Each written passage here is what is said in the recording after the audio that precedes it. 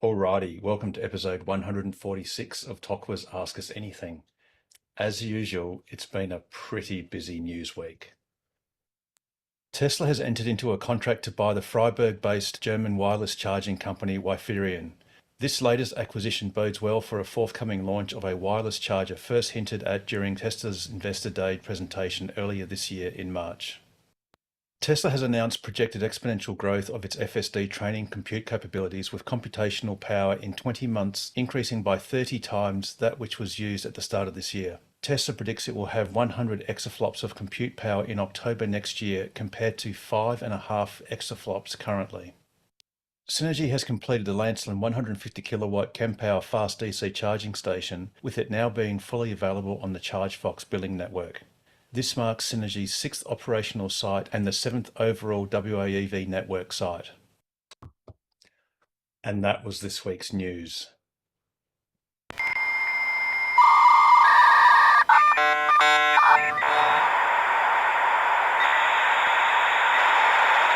Indeed it was, and welcome everyone to another episode of Tokwa's Ask Us Anything. Alrighty, if there's anyone that is new, I'm not sure if there is, and is comfortable in saying hello, please do unmute yourselves and do so in the next 5 seconds.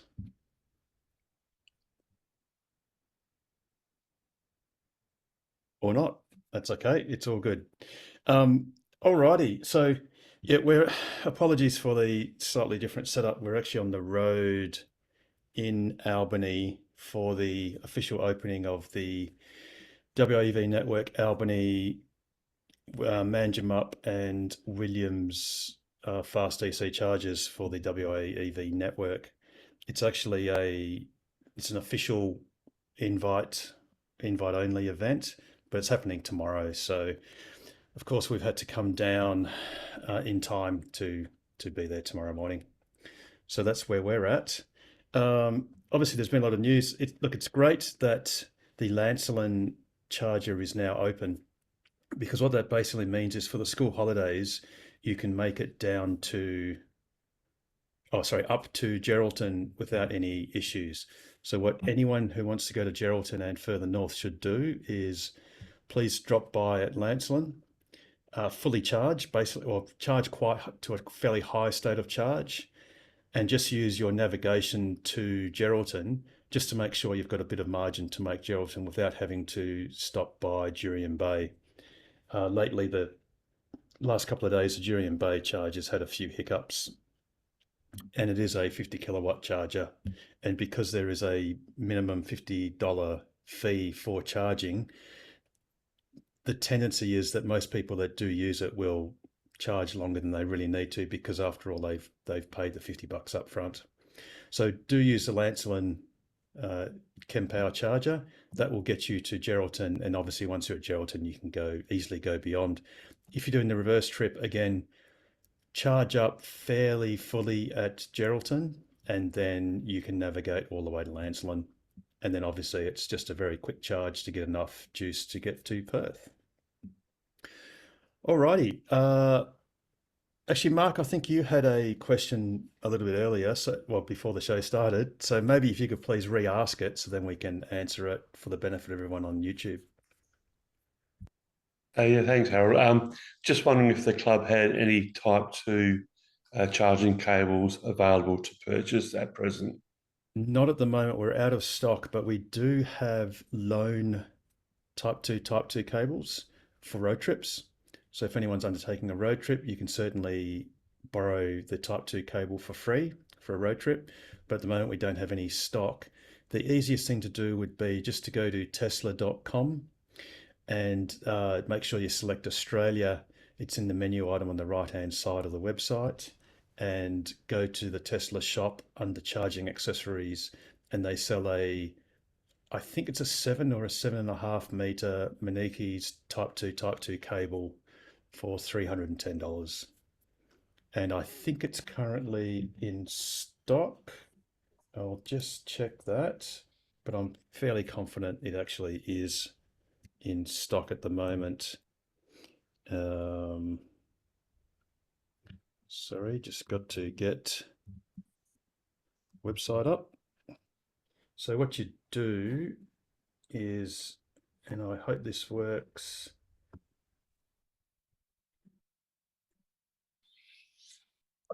You're all seeing the Tesla website there, I hope.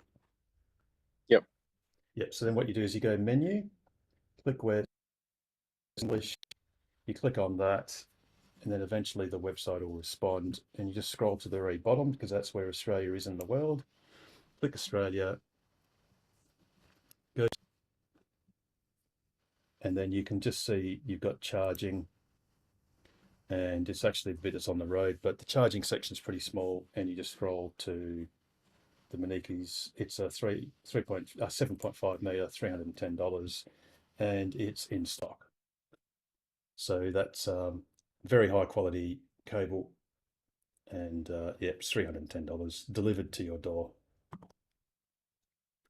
So there Hey, you go, Harold, Mark. can I give a local business a plug that's usually got them in stock in Perth? You mean Empower Solar? Yeah, they've usually Yeah, got them there now. He yeah, keeps them there cool. apparently. Yeah, no worries. You can, anyone that wants to can just Google them.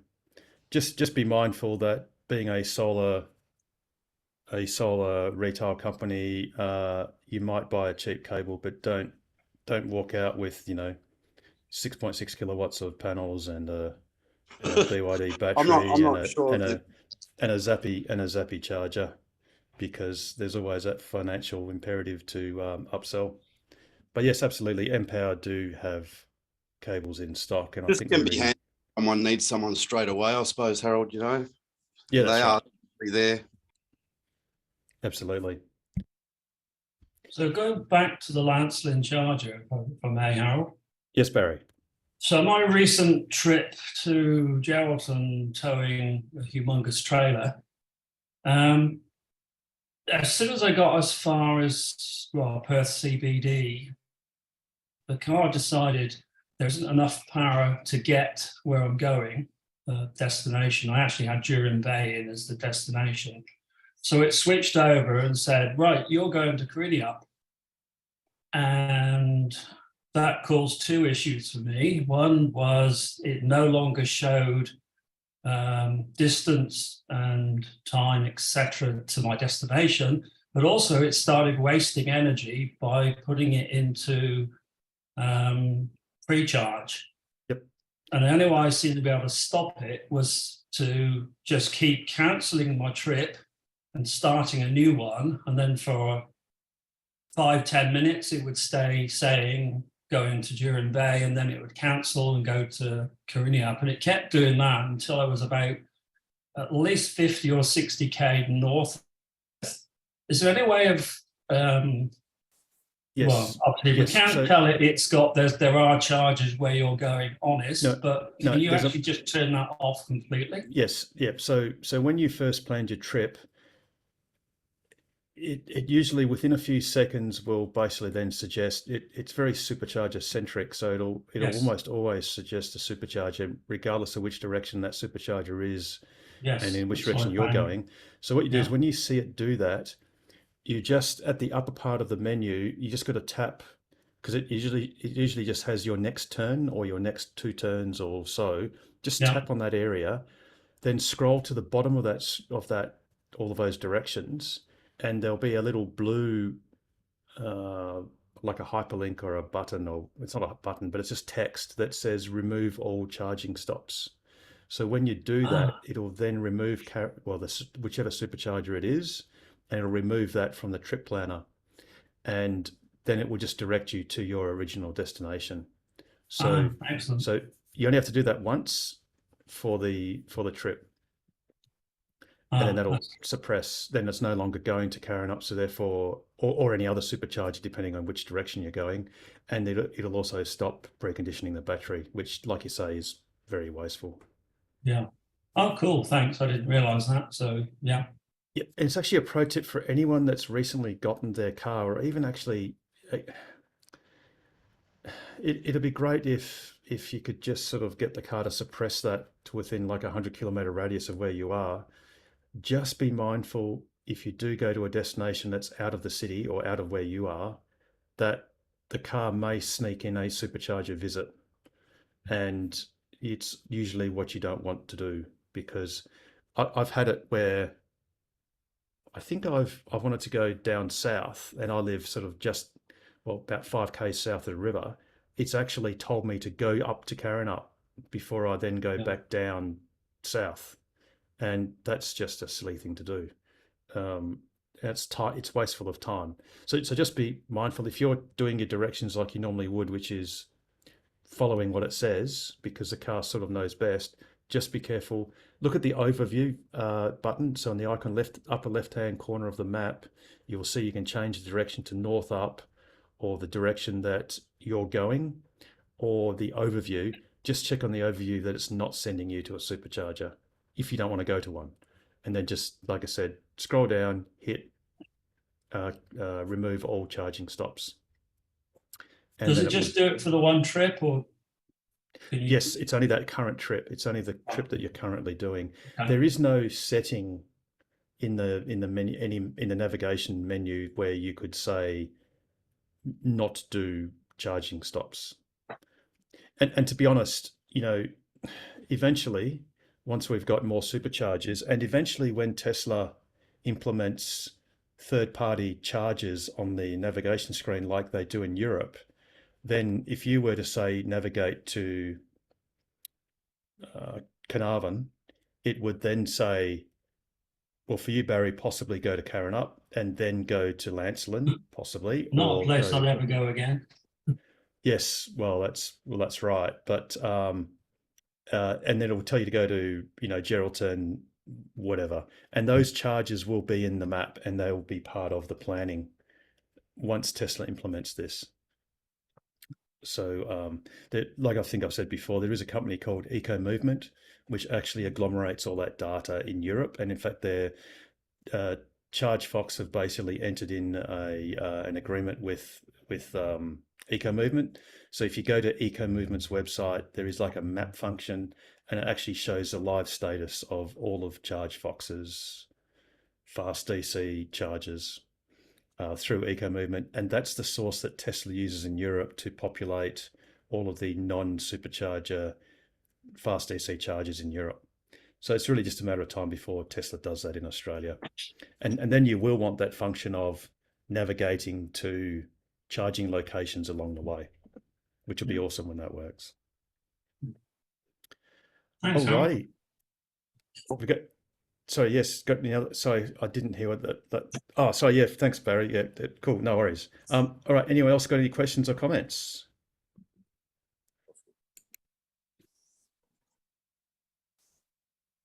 Yes, I do have two questions, if I could. Yes, Darren. Thank you. I read Rob Dean's the downsides to using the Gen 2 UMC Plus tail from last year. Yep. Excellent article. Well done, Rob. That was great. Thank you. I'm even considering using the UMC plumbed into a home outlet and getting a Sparky into putting 32 amps in the board and plumbing it into the garage. Is that something anyone's ever done? Have you got a single phase house, Darren? Yes, I do. Oh, great. Yes, you can. And it's funny because it's a little bit off label, because the Sparkies go, oh, but it's a 3-phase plug.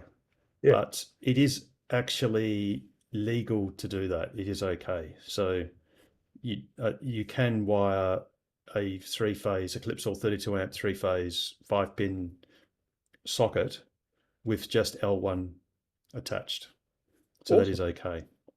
Thank you. And the other, so I'll save myself the money And on the just for completeness, it's important to remember that that's for a single phase house.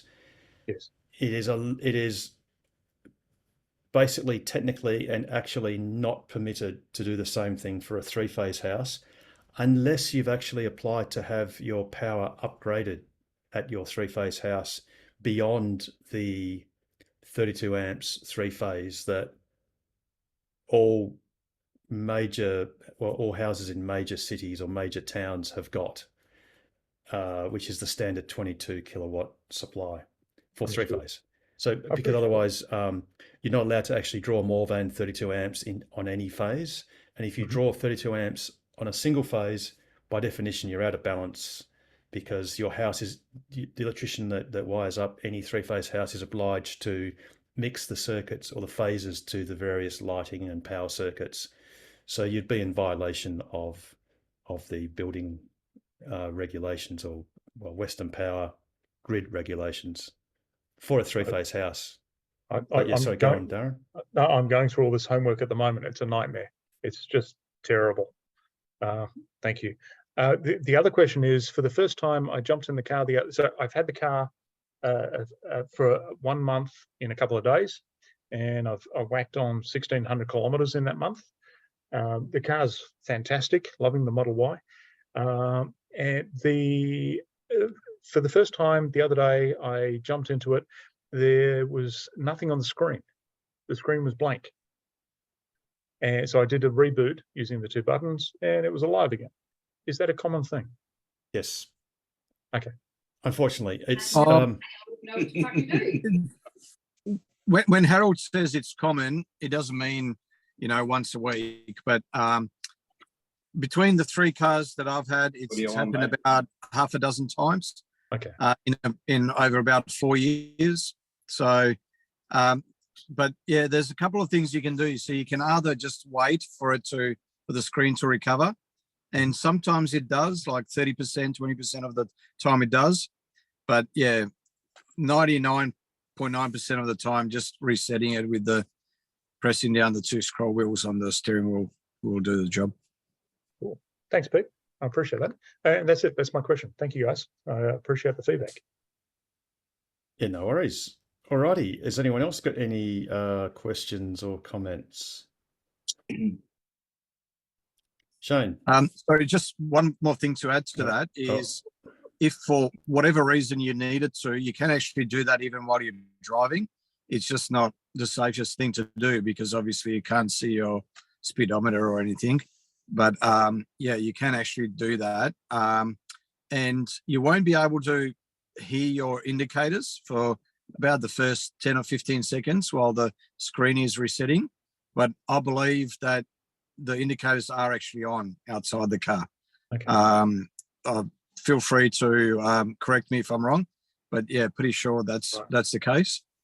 Yeah, thanks, Pete. And even if you press the brake, yeah, obviously the brake lights will come on, etc. Yeah. Thank you very much. Before I go with Shane, just to fill in as well, things like autopilot actually continues on, and your cruise control will continue to work. It's just that you won't be able to hear the beeps or anything like that. So it suppresses the audio, but the systems are still running. I appreciate it. Thanks, Harold. And I was on Manning Road today, and those lines screwed up the autopilot. Yeah. Very good. Thank you. Yes, as we expect they would. All right, Shane, shoot. Hi. Yeah, guys, it's more of a bit of an explain about a bit of an experience that we had a few weeks ago. We went down to Dunsborough on the long weekend, took Evie for the first time on a long trip, and we had 4 people. The car was fully loaded. We left on a Friday, went down to Dunsborough, and it was a case of, just charge the car overnight and then just have a little few, trips here and there. Just enjoy what Dunsborough and the Southwest has to offer. So we got to Eton, charged it up. No worries, 50-something%. Got down to the house, the Airbnb, and there was nowhere to charge the car. It was a pretty old B&B in the old part of Dunsborough, and couldn't charge the car. So we had to rely on the public chargers, which was fine. On the Saturday, we went to the REC charger, whacked it back up to 100%, and then Sunday down to, the caves and did some stuff. On the Monday, didn't go anywhere. Tuesday, because we didn't want to go back with all the rat race, we went to Eton, charged it up. But when we left the B&B at Dunsborough, there was 40, I think it said 48%. We would get there with 16%. But what I didn't realise is that the weather was so rubbish. We had the wipers going on 100%. We had the heaters going on, defrosters. It was pushing through heavy rain filled roads. We got to Easton with, I think it was something like 6%. 7%. My wife just corrected me. Just to let people know that, for new, just factor that in. But it was fine. We put it in. There was no one there. Obviously, it was a Tuesday morning. Put it in at Eton and went for breakfast. Kids went and did their shopping and bang, 100%. Got back to our house with 40-something%. So it was no problem. And then obviously whacked it back on the house. But yeah, just to let you know. 72. 72? 72 when we pulled up. There you go. So we literally just, we're not so much dodged a bullet, but what I'm saying is we just assumed that we could just plug it into the house at a B&B, but you can't always do that.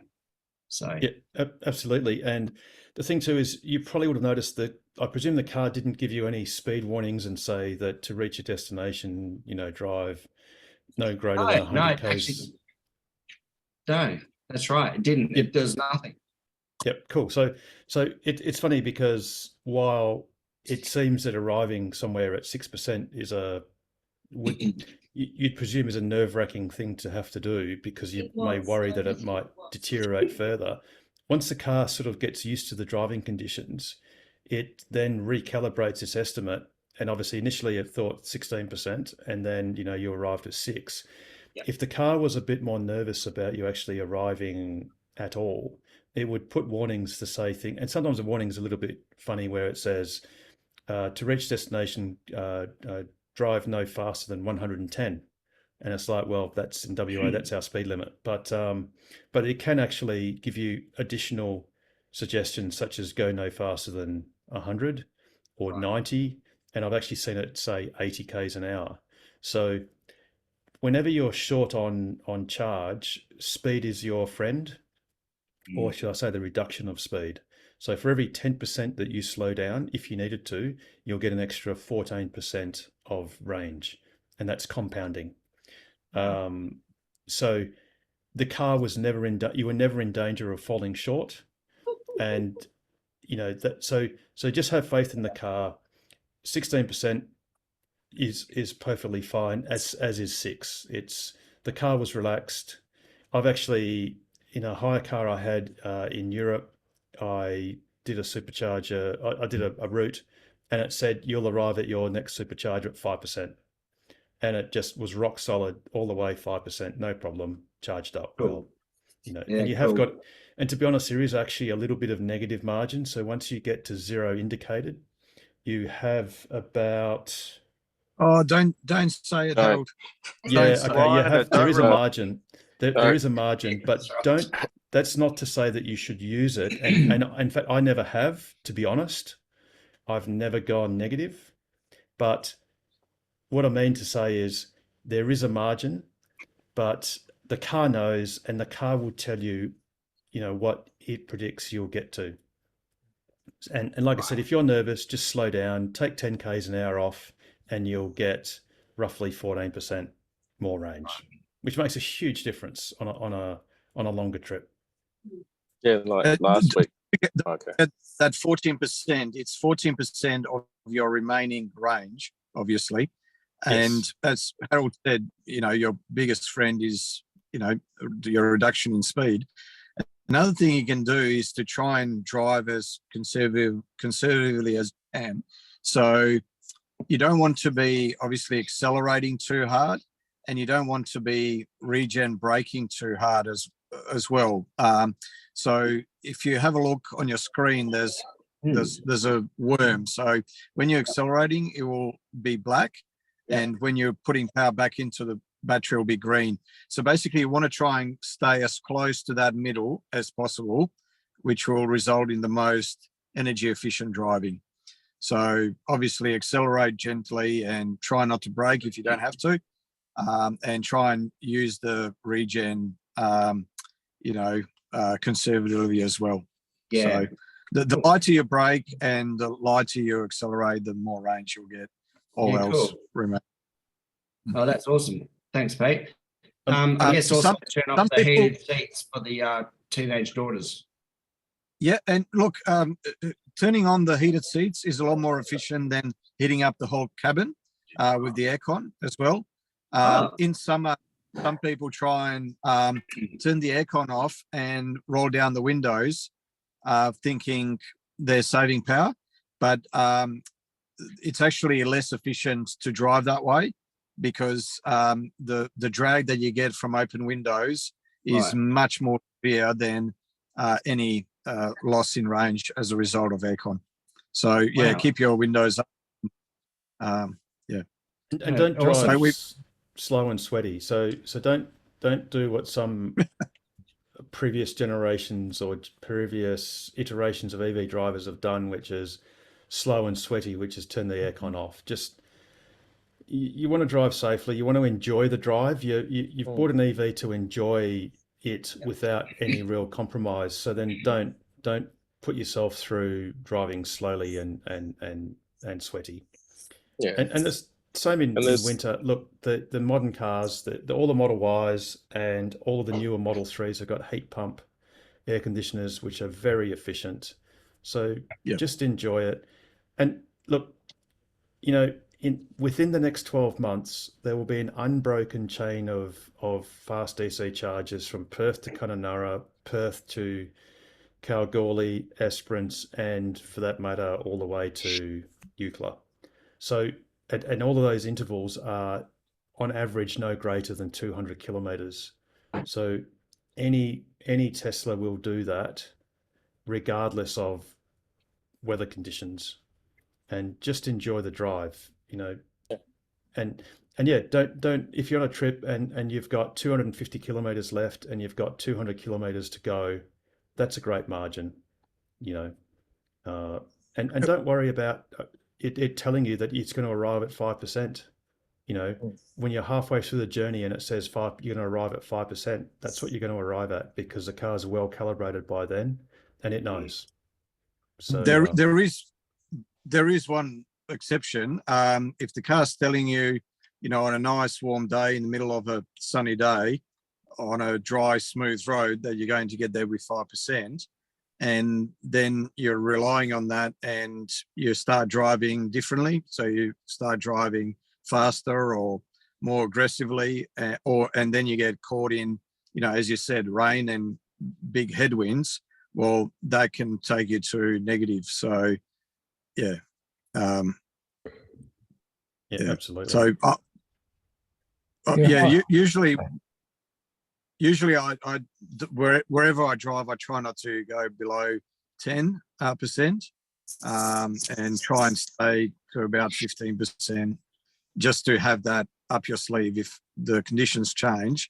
And, there could be other things, there could be a traffic accident in front of you and there might be a big detour or something, or you might miss a turn, which has actually happened when I was towing a trailer at about 11 o'clock at night, which added half an hour to the journey. But yeah, so things like that, can happen as well. So always best to leave a bit of a buffer up your sleeve. Yeah, in the chat, Mark sorry, Shane, I'll just do this. Have you got another question, Shane? No, just saying, okay. Thanks for the information, guys. I really appreciate it. Just to Harold, on your thing saying the car will let you know if it was in trouble or if it was going to not arrive there. The funny thing is, as we were literally going past I think it was the Bunbury, what's it called? The farmers market. And we got 10%. We had Spotify going just random. And as we turned into Eton, Jackson Brown Running came on. See, that's AI. The car is a lot smarter than you I think know, right? it is. Yep. It's a lot smarter than you think. Now, speaking of smart things, thanks, guys. no worries. Now, speaking of smart things, so, a question that Mark posed in the chat was about the Wiferian purchase that Tesla has done, and basically, what is that? So, what Wiferian does is they do inductive charges. So you can see here, this is an excerpt from Tesla's, I think it was the Investor Day, and they sort of titled it quite cleverly. They said, and we need to allocate time to do I think it was The cool awesome shit. or cool shit. That's right. It was Yeah. cool shit. Thanks, Paul. So You're what welcome. this cool shit is this is an inductive charger. So you can actually see the pad here, and then this is actually the power unit, and this is actually a surface mounted retrofitted device. So you can see the power cable coming down, and there's actually like a little bit of a cable protector, like a little mini speed hump thing. And then there's your actual inductive charger right there. And this is one of the things that the company Wiferian does. So they do a lot of inductive charging, not just for full size cars, but also for robots, factory robots, and similar things. So it's only my own personal theory, but I presume that they basically had some intellectual property that Tesla wanted. So the best way to do that, rather than getting into a license agreement, is you just buy the place for a few $1 million and job done. So it looks like Tesla really will be bringing out inductive chargers, and that's not necessarily just for home. That would also apply, for commercial properties. There also was a company that entered into an agreement with Wiferian called something else, not Y voltage, but something similar. And they've actually got some chargers in the States that use Wiferian's technology. And I think they were basically saying that it was charging the car at the same rate as like a high power wall charger. So let's call that in the order of 7 to 11 kilowatts, roughly. So it's not a fast DC charger or fast charger, but the great thing is, as long as you roughly park over where it should be, and you obviously if you have bump stops or something like that, you can then inductively charge, and it's automatic. It'll start automatically and recognize, the car. So that's the Wiferian purchase that, Mark, you're asking about in the chat. Yeah, hi, Harold. Yes. It's Mike Michael. here. Yes, Mike. I've got a question to all of you guys. I crashed my car, my Tesla 3, and I've got to get it fixed. I'm with RAC Insurance. It's probably about 10 grand. I ran into a pole in the side, on the right-hand side in the center of the two doors, and did a fair bit of damage. I went to Tesla and asked where would they recommend I take the car to get it fixed. And they recommended Bowra, B-O-W-R-A. Panel and paint. Yep. Yeah, you guys know it. Okay. And I went and saw a Josh and Neil there. Would they be all right to use, or should I use something? They're a Tesla approved panel beater. Full disclosure, my wife took her Model S there to get. It was only a minor little scrape on the front wheel arch, and they did a great job. Great service, very polite, courteous, attentive. So absolutely, and they are a Tesla approved repairer, and I think they are one of about 5, I think, roughly. That's correct. There's McCarthy Prestige in Claremont. There's Mirage in Belmont. They're probably 2 of the more expensive ones. Then there's Bowra in Aussie Park and J&M Smash Repairs. They were the second latest in Malaga. And now in Spearwood is Renew, spelled RENEEW. They're the latest ones to be Tesla accredited repairers. So I've just had my windscreen done with them on my Model Y, and so I rang Tesla and they weren't able to. I put a service request in through the app, and they weren't able to do it for a couple of days. But these guys were able to do it the same morning. So they say that they are basically specializing in nothing but Teslas. So it seems like and it seems correct because when I was there, I think there was 1 or 2 ICE cars and everything else were the Model 3s, Model Ys. There was 1 Model X and a Model S as well. So yeah, they seemed, they did a great job. Really quick. So yeah, you've got about 5 to choose from. So Michael, Yep. you mentioned with the RAC, when I had to do an online claim with RAC, they came and recommended one of the nearest repairers, but I contacted them and said, no, I'm not going through one of the nearest people. I'm going to one of the approved Tesla repairers. They accepted that straight away. And then, yes, I ended up going with Bauer. One of the advantages of going with an authorized Tesla repair agent is that they will manage the car so it goes into service mode. You don't get spammed with a lot of unnecessary messages. In service mode, it controls a lot better. And people who know service mode much better than I, but it was useful that I could see what was happening on my phone. But being in service mode, it didn't care that the frunk was open or what's it called now, the fartment. What? So whoa. What the hell? You just dropped You're the You mic. haven't making up heard of the words. fartment? It's the front Steve. compartment. It's the fartment. No. Right. I think there's a reason, Steve, why we haven't heard that.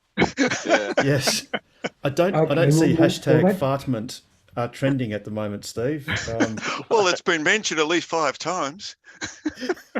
Well, thank you for that. I really appreciate it. They seem fairly good. I've been to that one in Belmont, and they were just ridiculously expensive. I think they do Porsche too. Yes. The only thing, Michael, is if they were super duper expensive, maybe the car might get written off, and then if it does, I'd like to have your battery, please. It's all about the battery. Okay. So I'll try the Barra, but they said it's going to take about 2 months to get done. But that's no. okay. I've got a hire car. Well, note to Thank self, you. Mike, don't bin crash your your car. car into poles. I see a bloody inconvenient. driveway, and the sun was out in my eyes, and I just couldn't see. So anyway, Oh, sad to hear that. Sorry to hear that, Yeah. shall I say? It's never good Yeah, when you sucks. see a car off the road. thank you, appreciate it. No worries. Alrighty. Has anyone else got any other questions or comments? Oh, sorry. Yes, sorry, Mike. just one more question. The drive itself thing, which I purchased for 10 grand or something. Yes. When's that going to be sort of work a little bit in Perth? 2 weeks. He got him before me, Steve. Walpole's connected. Look, Mike, it's in the States, they've got the FSD beta program. So obviously you see cars doing pretty awesome things. Actually, Harold, before you go further on that, so an update with that, Elon's tweet saying that FSD 12 is not going to be beta. But that's correct. But but you there can could have, be 11, you can have 11, infinite. 92. When you use a Yeah. decimal, You can when you have use a infinite decimal points. software revision system, so 11.4 point whatever, Yep. yes, Yeah. there's no limit to the number of revisions. You could be doing that for the next 10 years in version 11, major version 11, and then pop out a version 12 in the year 2030. But Mike, to get to your question, the thing is, in America they have the FSD beta program. The cars perform amazingly well compared to the way our cars do on autopilot. It's just a different level of driving ability, notwithstanding people like Ross Gerber getting sucked into it's just a misleading video for so many reasons. But anyway, it is getting a lot better, but in Australia there is still no real sign of it coming here yet. But that's really just a matter of time on the beta program, so we get to try it out. But you still have to pay full attention, unfortunately, and it's obviously wise to do that. What's actually required. But look, no one knows. Elon Musk has said for the last, well, since November 2016 or October 2016, that full self-driving is fully solvable in the next 12 months. And he sort of keeps saying it with increasing degrees of confidence. And each year so far, he's been slightly incorrect, but more confident for the next year. And one day he'll be right. We just don't know when that is. Don't forget, though, it's not like this has been done before. It's not like there's a roadmap that someone can follow. It's literally uncharted territory. When you're inventing something new, there's no way to know how long it's going to take or whether you'll get there or not. So, you know, he's got two options. He can either tell you what his best guesstimate is, or not say anything. I'd rather him tell us, you know, and look, he has conceded. He said that he's never seen anything with as many false dawns as full self-driving. So there was obviously a number of times when they thought they were really close, and then the neural net stopped improving at its previous pace. It hit a local maximum, you know. So, you know, that can happen, and it's obviously happened. But, you know, when it comes, and notice I said when, not if, but when it comes, I think it's going to be fantastic. I truly believe that within 2 or 3 years, and feel free to bookmark this, Harold, and call me back on. But I feel confident that within 2 or 3 years, I'll be able to put my kids in the car and the car will drop them off at school. So, you know, it's a big call, I know. But, you know, don't forget, it's human nature to exponential growth is unintuitive. The way humans project is we take the past and then project that rate of growth into the future in a linear fashion. And the way exponential growth works, or an S-shaped adoption curve, is that nothing happens for long, long periods of time. And there's small, minute improvements. And then all of a sudden, the rate of growth goes straight up. It basically climbs a wall, and then it tapers off. So, yeah, you know, when that will happen, who knows? But yeah, I'm happy to take wagers that it will happen within the next 3 years. And something that's going to make that more likely was the other news item, which is the camera, the flipflops. Basically the training compute that Tesla is bringing to bear. So basically, at the moment, effectively about to be the start of July this year, Tesla are at about 5.5 exaflops, which is just it's a measure of calculations per second, floating point calculations actually per second, and also show the equivalent number of A100 GPUs, which is just one of, I think it's NVIDIA's one of their more powerful graphics processor units. So basically, they're going to go from 5.5 exaflops today to 100. And you can see in January, they were only at about, I think it was 3 or so exaflops, or not even, I think it was even less than that. So they're basically going from the start of this year to, let's call it, well, late next year, a 100 times increase in the compute power for training their FSD computers. And basically, it's all about training data and training the neural nets to actually do their magic. And Tesla will have basically some of the most powerful compute on Earth. And as Elon Musk has described previously, it's specifically designed for video training data for full self-driving. That's what the Dojo version 1 is specifically built for. Nothing but Tesla's specific purpose. There will be a Dojo version 2, and they're building that at the moment, or designing it, the chip for it, and that will be for general neural nets and things like, ChatGPT Optimus. on steroids. Basically. Yeah, is- but the problem There is is oh, sorry. the Euronets. If poor old Mr. Musk gets knocked out by Mr. Google in their cage fight, we might. It's Mr. It's not Google. Mr. Facebook. Mr. Meta. Oh, Mr. Facebook. Exactly. Yeah. We might Oh, have Mr. Meta. problems. Yeah, the good thing is, look, if this happens, and It'll it be probably fine. will happen, but they will be protected to the hilt. They'll have padding, and it'll Yeah. Let's hope, but Elon, he doesn't do Yeah. things by half. No. So Yes, but you also Remember know the that sumo wrestler? Mr. Meta, he's been known as proudly proclaiming that any meat that he eats only comes from animals which he slaughtered himself. Now, whether that means he doesn't eat a lot of meat or he just likes slaughtering animals himself, To worry. he does train, and apparently, anyway.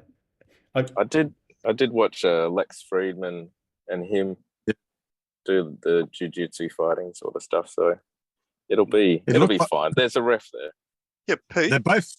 Pete, going back Yes. to your prediction about the full self-drive being available in a couple of years, what's your prediction then for auto wipers actually working properly?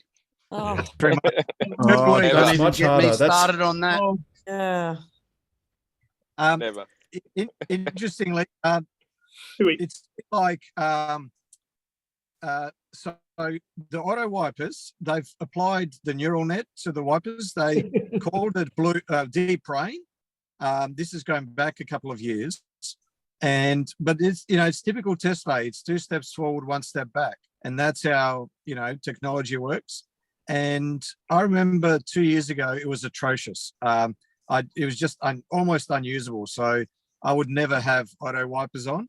But then it was close to perfect. It was very good about 8 months ago. And I'm not sure what's happened in the last 3 or 4 months, but it's obviously taken that 1 step back. But there was a tweet, I think it was from Elon, addressing that. So 2 or 3 months and it will be great again. Have a look at my last post on Tokwa, what's actually done to my windscreen. And same, Pete, when I first got my car in December of 21, my car was flawless. The auto wipers were absolutely flawless. And then an update come a couple of months later, and then it stuffed it up, and it's just got worse and worse and worse. And have a look at my windscreen now in them videos. It's just a disgrace. So, You- so Yeah, Around about the did time look of at that. Tesla Vision. I did look at that demo. So has the windscreen been eroded, or is it just that it's got a film of some greasy layer on it that when you Harold, wipe over it? I shit you not. That is the cleanest windscreen and the cleanest brand new wiper blades in the Southern Hemisphere, man. It's actually worn all that track into my windscreen from running dry all the time when the auto wipers are just on a dry windscreen. So Davo, when it's running dry, why not turn it off? So what you can do is, so when it starts running dry, Because I'm 90% autopilot, Pete. that's and I'm right. not- I know. I'm I not- know. So when you're on autopilot and it's starting You to run, can't turn it off. no, you pull up your windscreen wipers and put it onto 1, because you can't turn it off, but you can go from auto to 3 to 2 to 1. So put it on 1, and and then leave it on 1 for I don't know, a minute or 2, and then go back to auto. And if that doesn't stop it, then go out of autopilot and just drive manually for 5 minutes, but have your windscreen wipers manually turned off, and then put it back to auto while you're driving manually, see if it does it, and then go back to autopilot. And I found that fixes it 99% of the time. I mean, it's unnecessary, It's so intermittent, Pete. Like it might do it for like 5 minutes straight. Then it might not do it for 2 days, 3 days. And then all of a sudden you're driving down the highway, boom, they start up again. Yeah, like the also problem can- is So the problem is it's only using the one camera at the moment. And if you get a bug or, there's I've tried cleaning that every time I go out, Pete. Everything is clean as a whistle, trust me. I've tried everything with this. Understand, but when it's raining and there's water in front of that one camera, or there's, it can throw it off. So they are now going to use more than one camera to improve it, plus throwing, AI on it as well. I'm happy for it to work when it's raining, Pete. It's when it's not raining.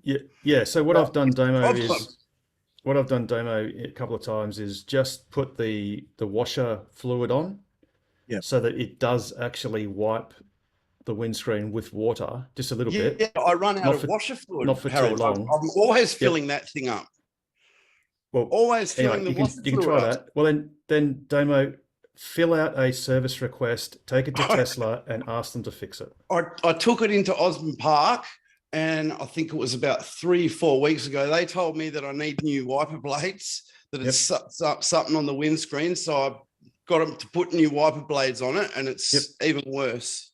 Okay, so have you taken it back since they've fitted new wiper blades? No, I haven't had a chance to, Harold. It's just been too busy. Yeah, no, that's cool. So try that, because then at least, I dare say, if they've tried new wiper blades and that's found not to make an adequate enough difference, then, and obviously a good thing too is when you see your car do that, just press your dash cam icon so you can record that footage, because then it, demonstrably shows that it's a, sunny blue sky and whatever.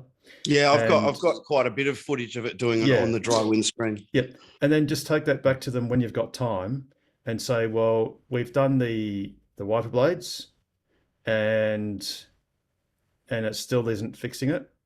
And then they may say, well, they may then come up with, well, the windscreen is eroded or something. It's got facets in it or something and may need to be replaced. So it's actually become a hazard now, Harold, like at night time. I don't know if you saw in that video where I was sort of driving in the dark with the oncoming cars, and that's on Tongan Highway with the island in the middle of the road. You can imagine it if if the cars are on the lane next to you coming towards you, it's dangerous. You can't see anything with the lights on the windscreen. Everything just looks smudged, and it's shocking, man. I've tried everything, Harold. Honestly, have you got I've even cleaned the windscreen. I haven't put Rain-X on there, but I know the product real well. But is there any other product like the smears don't come out of thin air? It's something that's causing the smear. Like either literally the windscreen. It's in the glass, I think, Harold. It's just the wiper tracks worn into the glass now, must be like fine scratches, and you can see that line down the middle where the passenger side wiper blade comes and stops. That's actually worn a line in the middle of the windscreen. Where it stops and then comes back. Yes. That could often be the actual a thin coating of plastic from the actual blade, because the blades are some polymer of some sort. I'll just say CRC or WD-40, wipe your blades, and that should fix it. Because I've had that before. Oh, Paul, I've polished that windscreen that many times. No, honestly, I meant your blades. Yeah, and I've because sometimes they pick up. Well. And as I said, these blades are brand new. Maybe Grumpy's got an idea. Yeah, I was just going to say, let's let Nigel. Nigel's been rather patient beyond unusual. What, Nigel? Yeah, I've been very patient. I'm a good little boy. Go, Nigel. He's not so grumpy tonight. So, look, Damo, I understand your frustration. Don't get me wrong. I love my car, Nigel. You know I do. Okay, this is just disappointing. I actually noticed at one point in time that inside the camera housing on the windscreen, there was some discoloration or some fogging, and they had to take that off and clean it and replace it and sort it out. And I've had no trouble since. I can't see anything in there by eye, Nige, but I know I couldn't at first, and then eventually, on the right angle, there was something in there. Now, whether that's your problem or not, I don't know. Yeah, I'm not sure, Nigel. As I said, it would have to be very fine, because when I clean that thoroughly, I can't see anything in there. I've looked at Damo, so you won't be able to see it, but what you can now see, because if you go into your service section of your car when you're parked, you can actually look at what all the individual cameras see, and that's all 7 cameras. You can actually see all of them. No, And- on. Oh, I thought we had 9 cameras in the car, Harold. Yeah, you do. The internal one. Sorry, 9 cameras. You can see all of the cameras. Let me rephrase that. You Right, can I've see never what used that every service single mode. camera can see. That includes the 3 cameras at the front of the windscreen. So what you should Does that do camera is pick a calibration? scenario that. Sorry, I'm just going to keep talking because if people Okay. talk over, no one gets to hear properly, and it just goes No, into no, I'm listening, oblivion. Harold. So that's cool. So I'll just finish what I'm saying. So what you do is you go into the service section of your car, and you'll see, I forget what's exactly called. It's the button on the left hand side. There's Camera one that has preview, Harold. camera preview, preview. and then you can actually select only one at a time, but you can select Copy. every single camera in turn. And then what you should do, Domo, is you should position your car in a similar scenario. So say if it's daytime or nighttime. Nighttime can be good because you've got point sources of lights, being the street lights, and they can be a bit of an issue if you've got a film of some dirt or something in your car on the camera, or it's not the camera, it's the glass in front of the camera. So just park your car somewhere safely and have a sus. And then, as Nigel was alluding to, and look, my wife's Model S had a very similar thing where it built up, and mind you, this was over about 3 years or 4 years. It built up like a bit of a haze in that chamber, if you want to call it, for lack of a better term. There's that section where the windscreen is got that cowling around it, and the cameras are behind that. And it's like, when people used to use what's that silicone spray? Armor All. People used to armor all their dashes, and you get that film on your windscreen, and you'd have to wipe it off after some time.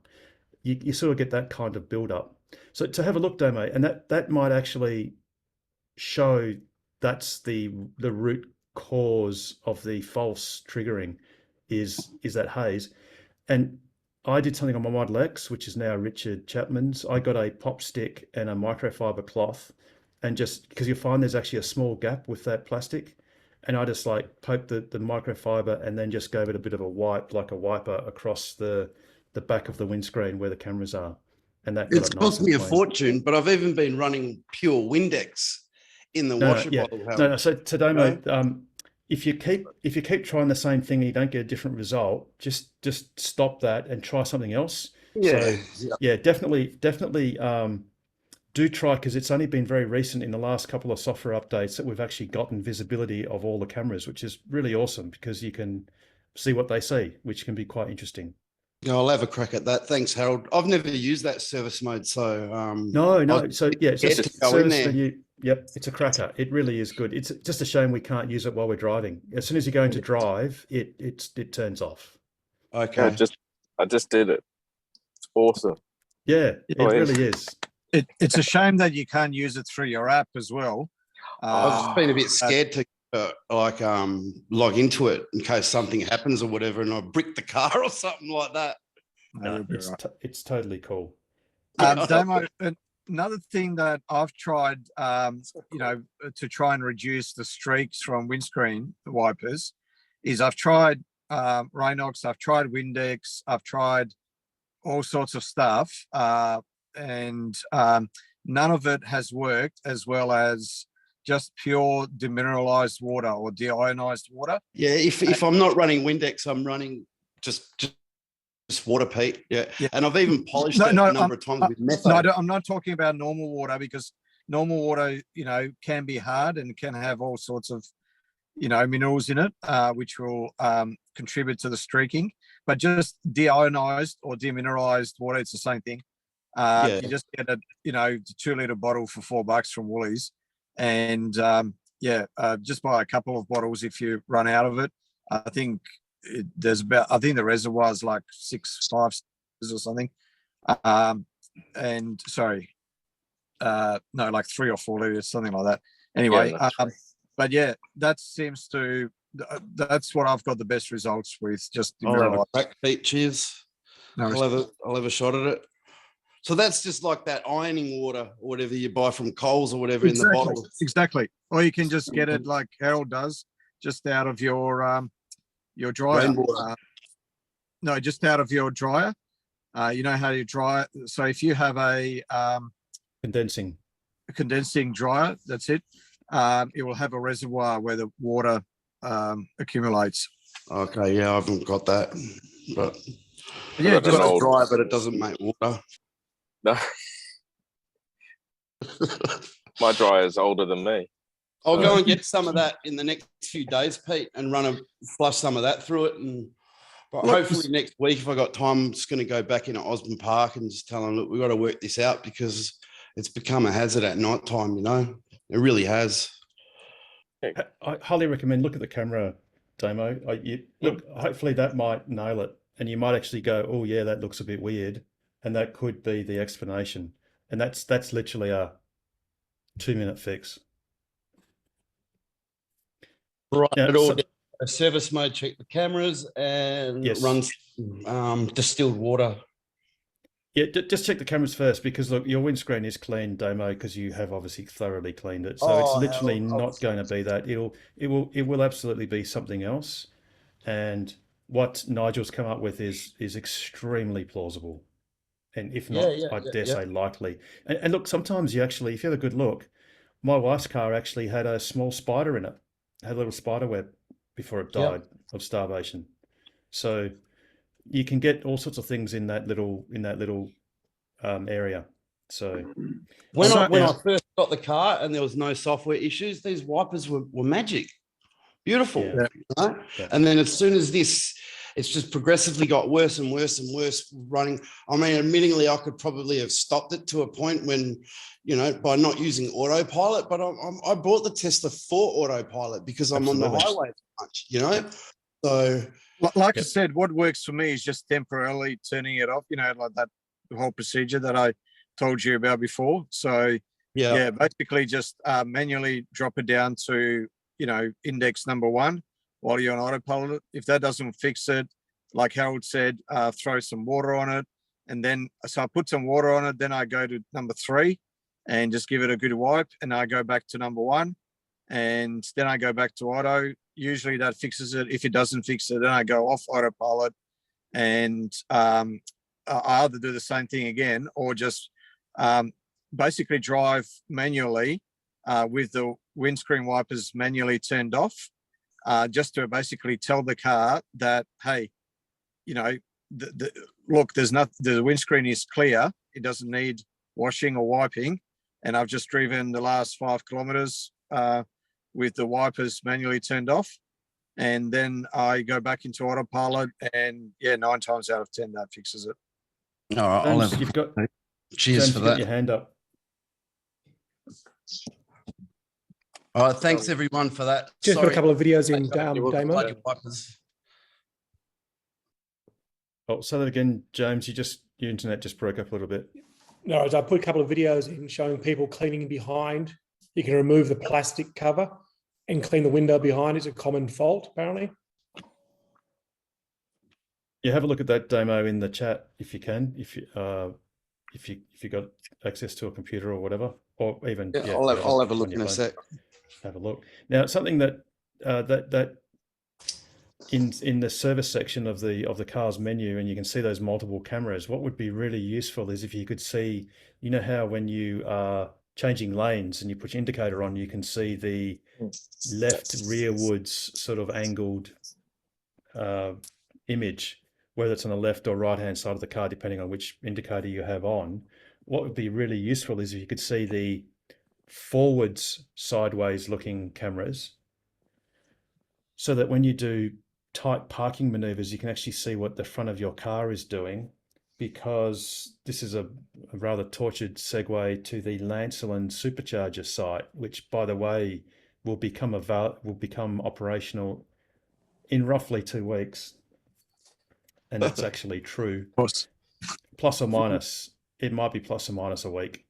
But it's an interesting layout. This isn't the best photo of it, but basically the first stall is actually a drive in where the actual stall is to the front of the bay.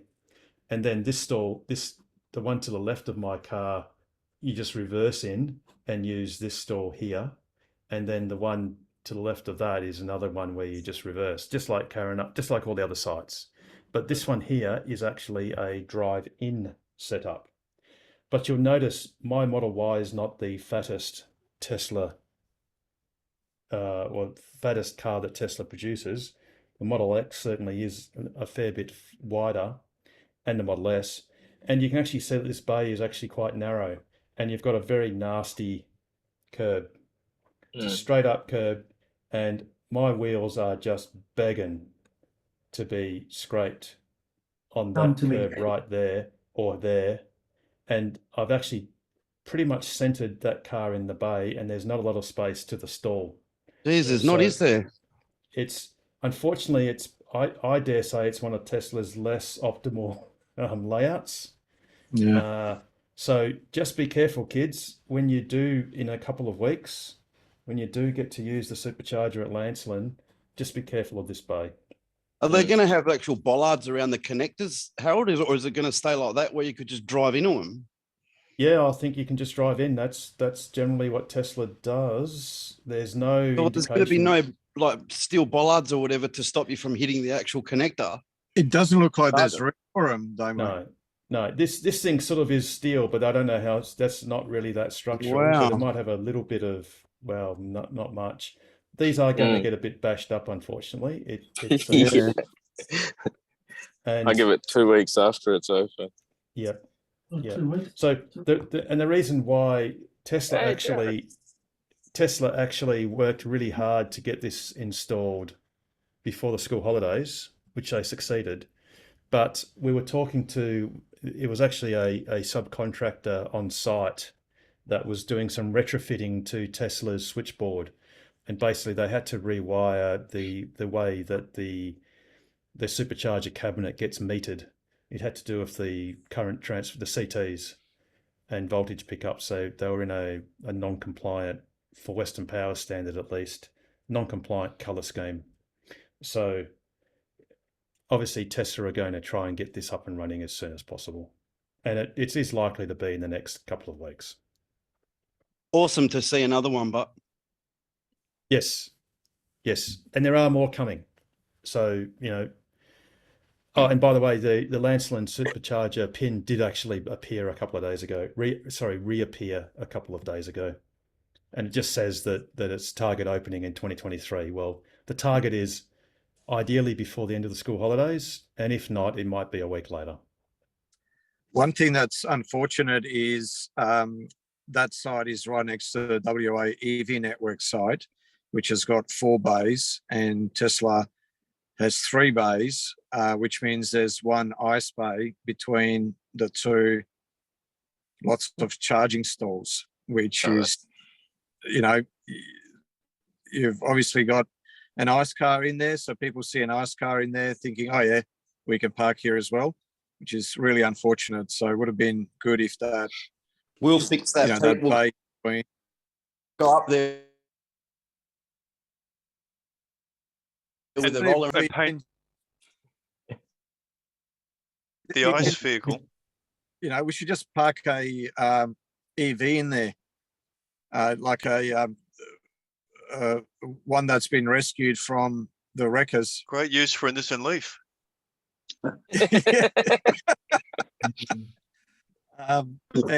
We can spray EV on the bonnet and just leave it there. Oh, gold.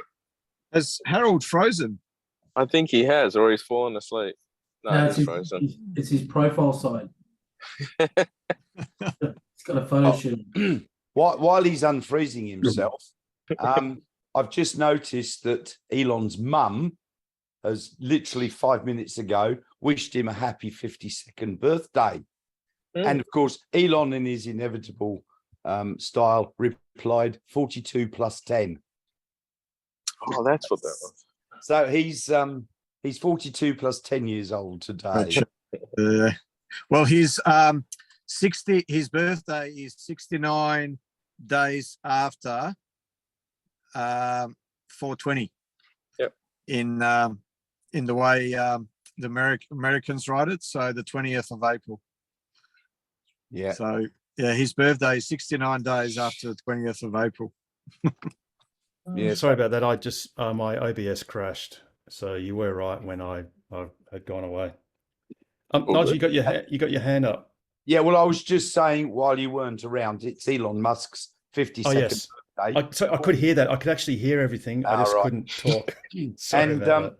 yeah, and the other thing was just wanted to say a few things about my recent trip. I just got home from Denmark and Sorry, did you say Denmark? Yeah, we just went past Denmark on the way to Albany, Nigel. It's no big deal. It's actually in Copenhagen, Denmark, not Denmark. Yeah, Very see, good. we didn't even need passports or anything, Nigel. No. So pray tell. So yes. So sorry. Gratuitous joke aside. Yes, please tell us all about it. Well, just the number of chargers. When I was in Norway some months ago, I was astounded at how many chargers there were and how many EVs there were, because they've got 91% or whatever. 95%. 95% have got a plug on it. So Copenhagen, even more. There are massive numbers of chargers in car parks and along the side of the road, where you got parking along the road, there's bollards there with chargers. I've managed to find someone who could understand my Australian, and they spoke English, and it works out, it's about the 65 cents a kilowatt hour on those destination chargers. But then I'm walking along and I come across 7 300-watt dual ported chargers on the side of the road. Must be.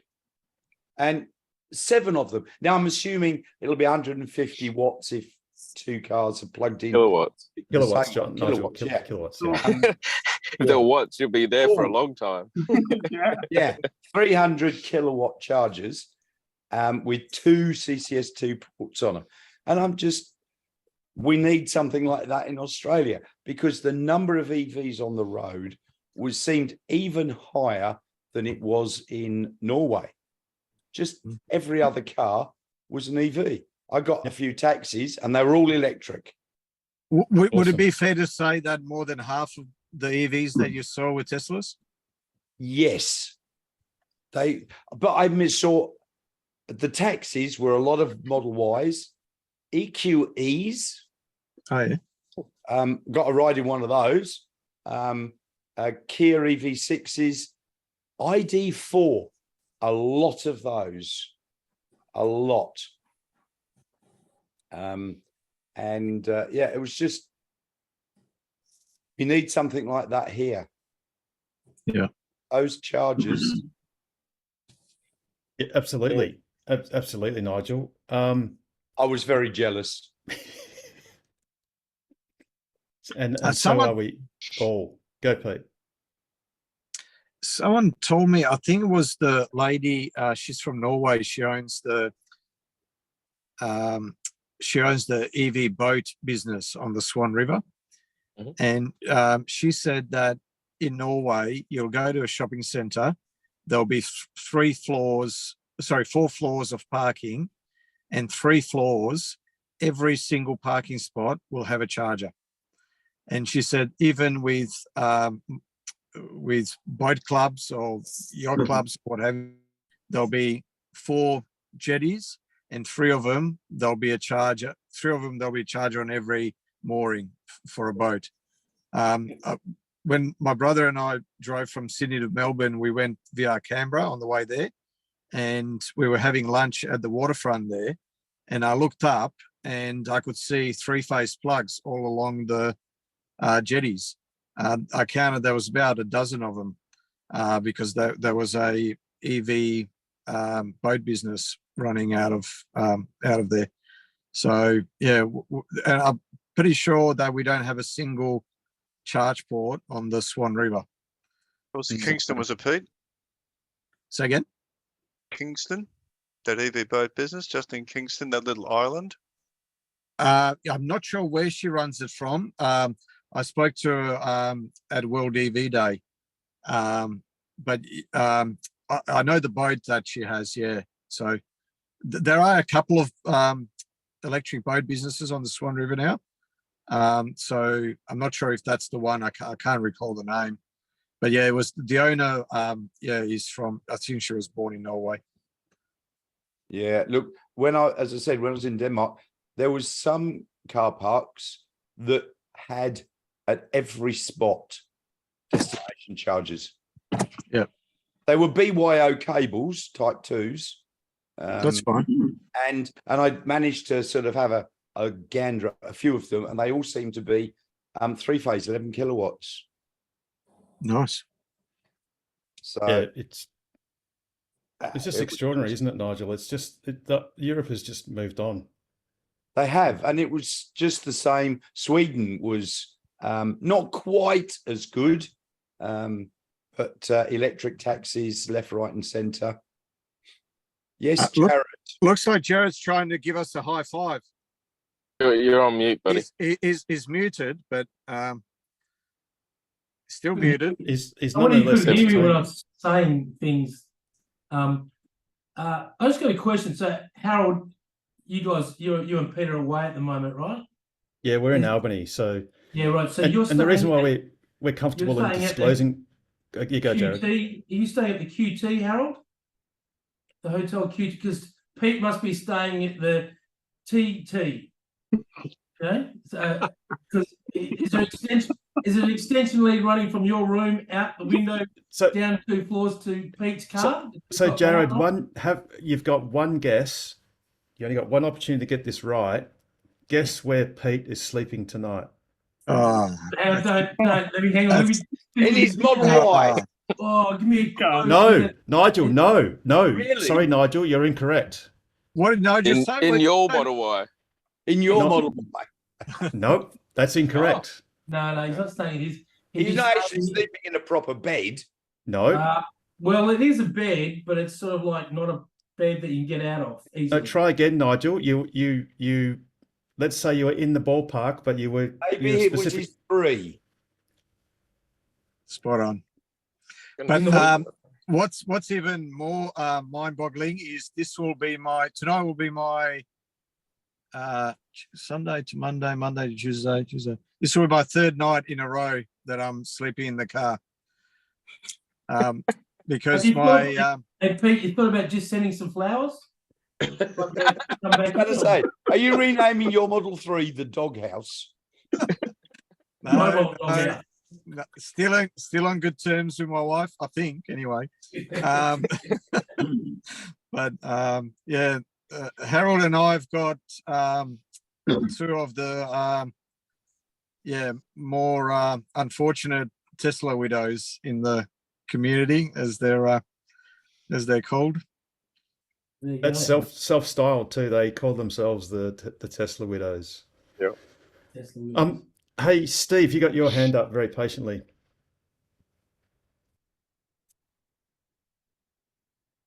You're on mute, buddy. Seems to be a regular thing tonight. See if you can unmute him, Harold. If I can unmute me. Why did you start sharing your screen? Oh, okay. No, good. don't share. Okay. Yeah, no, it's So okay. this is the on a... one near Kingston in Canberra. Electric boats. Oh, yeah, I've seen that. Very good. Oh, okay, yeah, I hadn't seen that one. I just saw the charges. Yeah, sorry. Yeah. Yeah, cool. So, Awesome. Pete, now, if someone. you're staying in your car every day, is there water nearby? Do you get to actually like bathe, or do you just stay at a distance when you're with Pete with Harold today? No, what I do is when it's time to take a shower, I just shower for twice as long to get twice as much dirt off. You see? Oh dear. Hey guys, just want to say thank you so much for all the information tonight. Love it always.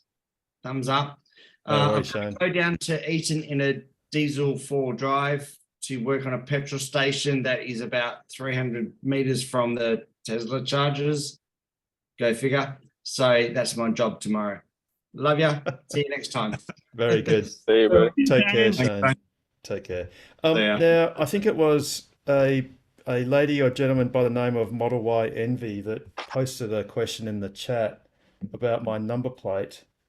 So, and whether it was a personal plate. This was the day that Pete and I got our respective standard range Model Ys. And I must admit, I got a phone call from someone at Tesla saying, we've got one HRM 420 or one HRL 069. And I was actually born in 1969, so I had a bit of an affinity for the 069. But then again, HRM are my initials, and 420 is Elon Musk's second favorite number. So I opted for that. And that's Pete got the HRL 069, although he subsequently changed it later that morning for Model Y. So, yeah, it was had to do that with a heavy heart. That was very nice of him to do that. But yeah, they said you better have a very good number plate to replace that one with. So and you did. I reckon, and you did. I reckon I did, but yeah. So then now I'm doomed. So that number plate that of mine means something to me and only me and no one else, which is sort of the opposite to what most people have. You know, normally number plates mean something to someone else, but yes, I'm doomed to wear those plates kind of forever. So I actually managed, and you can do this if you've got your own ordinary plates, you are allowed to transfer them to yourself. So in other words, you have to own both cars or an immediate family member, but you can't sort of sell a non-personal plate to a stranger. You're better off just transferring it to an old bomb and transferring that car with the plate as is. But anyway, that's why I've got that number plate, and it was terribly nice of the guys at Osborne Park to do that. That was very thoughtful, very nice of them, and totally unexpected. You know, they really are an awesome bunch of guys, and you know, they're rapidly growing, and you know, once they go to Carrington Street, it's just going to be another level of awesomeness. So for anyone that thought Osborne Park is really good, just wait till they get to Carrington Street in O'Connor. I'll check out the delivery centre on Friday. I checked it out a couple of days ago, Steve. What time are you going to be there on Friday, Steve? MY long range.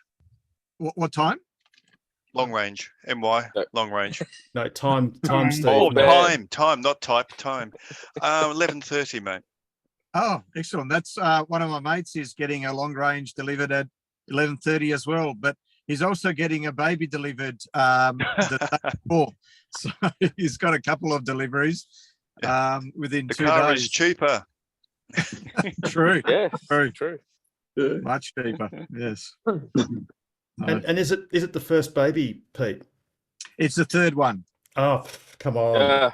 After the second one, it doesn't matter. After the third one, it's like you might turn up for the 21st birthday and call it a day. That's it, you know. It'll be right. You're obviously an only child, Harold. I am actually. The third one. Actually, it's a long story. Yes, I am kind of, but anyway. Alrighty. Has anyone else got any questions or comments before we start moving on to?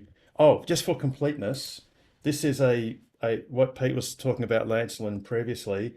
This is a photo and plug share. So this is showing what Pete was saying.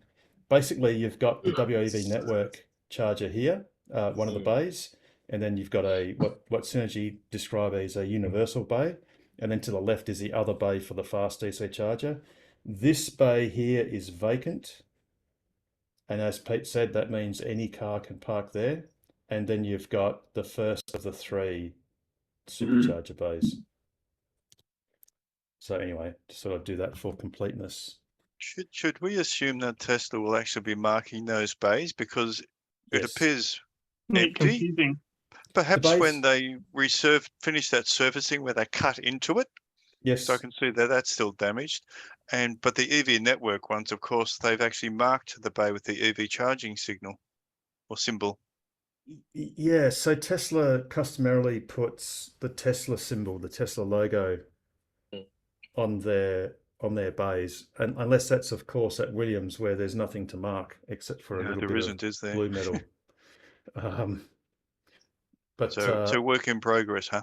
it's a work in progress, and you're right, Steve. They have got basically diagonal cuts into the bitumen, which will obviously be they'll be rectified in the fullness of time. Righty. I guess we could go. Let's have a little look. We could go to something that's very close to my heart. And it Money? won't take. No, it's something that money can't buy at the moment.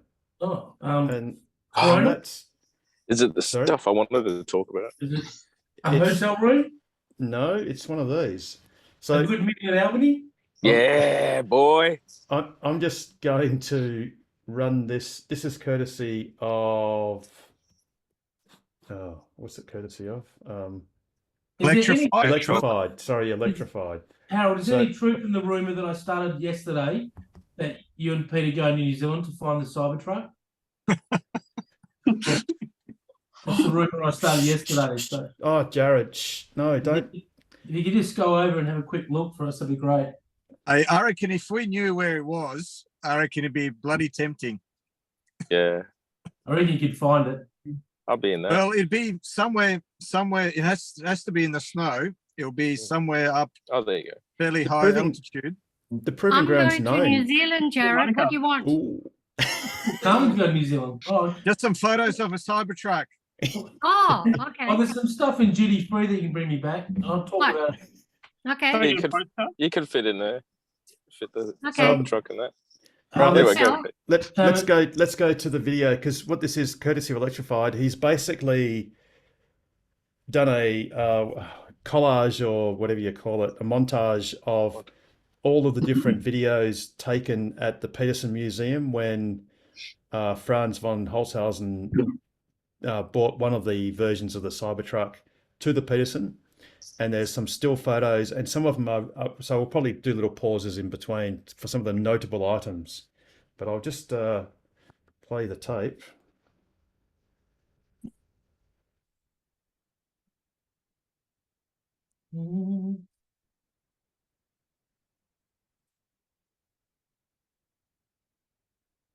So you can actually see this is. I'm not familiar with Utes, but this is some sort of mounting system, I believe, that you can put all sorts of. It's a pole locking system. Yeah. Right. Yep. Awesome. It looks like it's from an aircraft. How they lock in. There you go.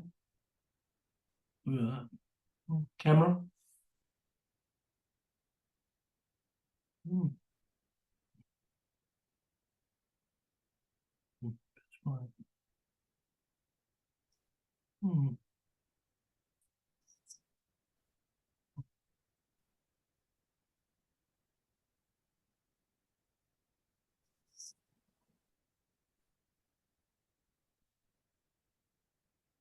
That's the door release button. So it's sort of like a fingerprint reader, sort of.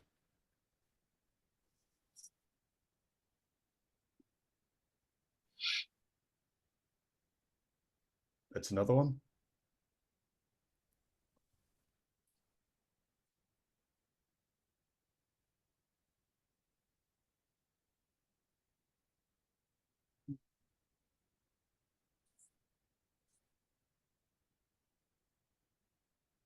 Big wiper blade.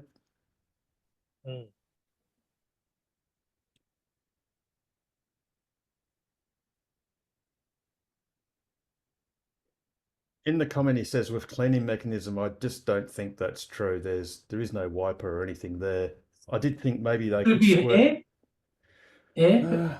I thought maybe if you could squirt water across, but Remember, Harold, Tesla filed for a patent to use laser to try and get rid of dirt from. That was for a windscreen, but yes.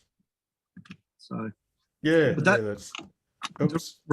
reason why that camera is really important is, I think I've mentioned it on Ask Us Anything before. A couple of months after I got my Model 3, we're driving on Mitchell Freeway, north of Mitchell Freeway, and all of a sudden the car just hit the brakes. I remember just lunging forward and not wondering why. And then a second later, not the car in front of me, but the car in front of that had locked.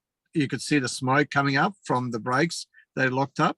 So the Model 3 back 4 years ago used a radar that had bounced underneath the car in front to pick up the car in front of that one.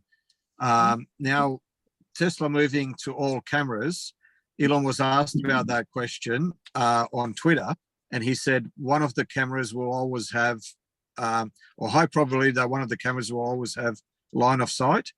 So this camera down low might be able to see the cars in front of the car in front by looking underneath.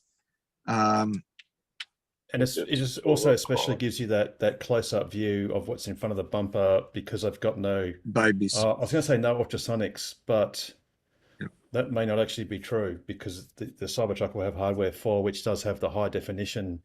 Sorry. Right.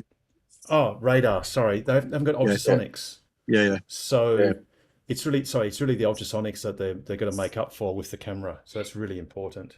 Yeah. We'll keep rolling it. That camera will probably be for rock crawling, so you can actually see. Yeah, good point. that'll be useful too. You know, that's yeah. Oh, I can't wait, man.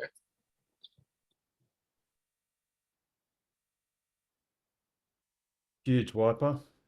Couldn't see any mechanism where it would actually extend out automatically, and you can't even see any sign of the hose, the tube for the washer fluid, but it's probably somewhere underneath there.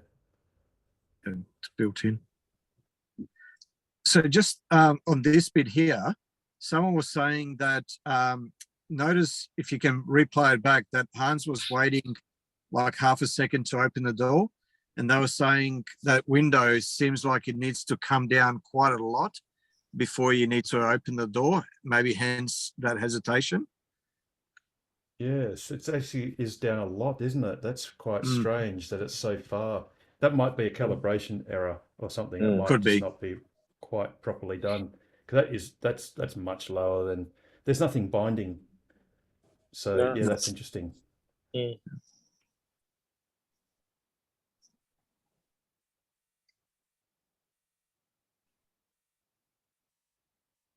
In fact, see there, it's actually out of calibration because it didn't go all the way up. It's actually, I think it's out of calibration, and that's why it didn't go all the way up. So that's just a minor.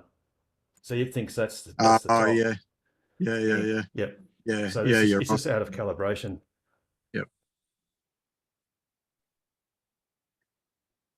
Big, thick doors. Structural. It's brilliant. Oh no, this is the stuff you want to see. It's very cool. Notice how there's actually a very prominent seal, top and bottom, that this thing is actually pulling apart to seal the way the actual bolt seals. And you can actually hear those guys in the back saying, "Oh yeah, it's not getting stuck like the Rivian." Yes.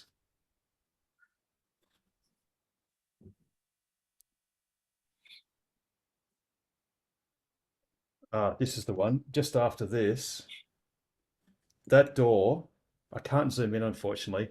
That's where your power point will be. That's your power outlet. Yeah.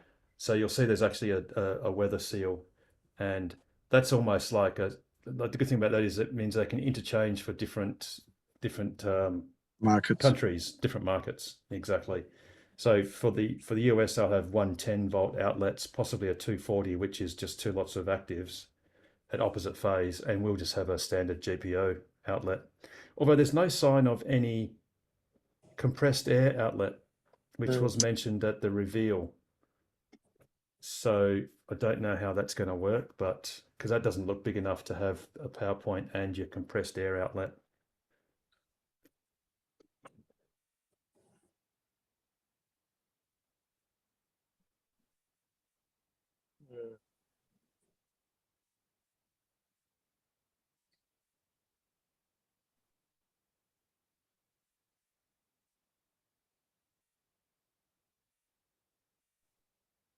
Now that's the charge port, and this is something that's had a lot of discussion as well, because obviously CCS is larger than that small NACS connector.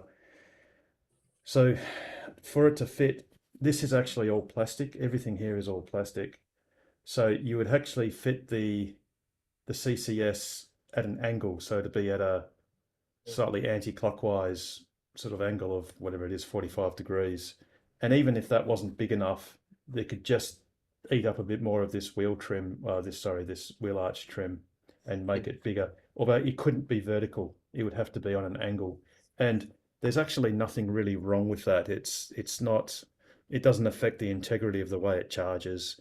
It's just a little bit odd that you angle it sort of at a slight angle rather than vertically.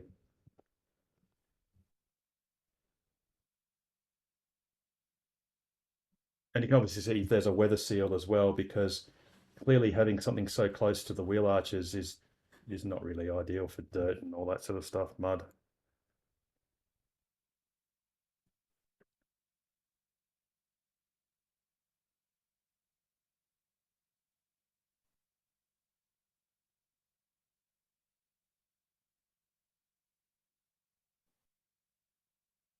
I think this bit's showing the four-wheel steering.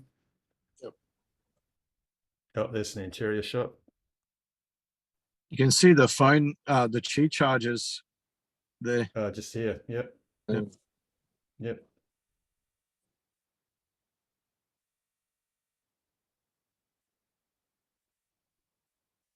Oh, and this is the sub boot. And if you look closely, where I've got my mouse there on the left, there's a channel. Like this is a little bit proud deliberately. So any water that channel along here, go down this bit, and there's actually a drain hole just here. It's a bit hard to see, and that's mirrored on the other side. So this compartment would keep relatively dry, purely because any water that gets onto it would just drain away. The only thing that looks a bit weird is this bit's a little bit proud, but this bit, that looks like you could have water coming from here going straight across where this latch is. So that's a little bit weird they've done that. But, that might just be a first revision.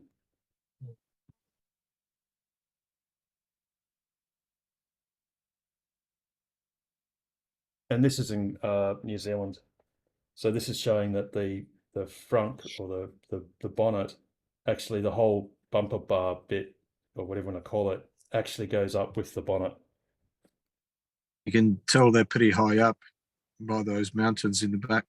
Yes. So there's unfortunately you can't really see what's in it, but you've basically got a lot of space, and it's presumably a flat floor.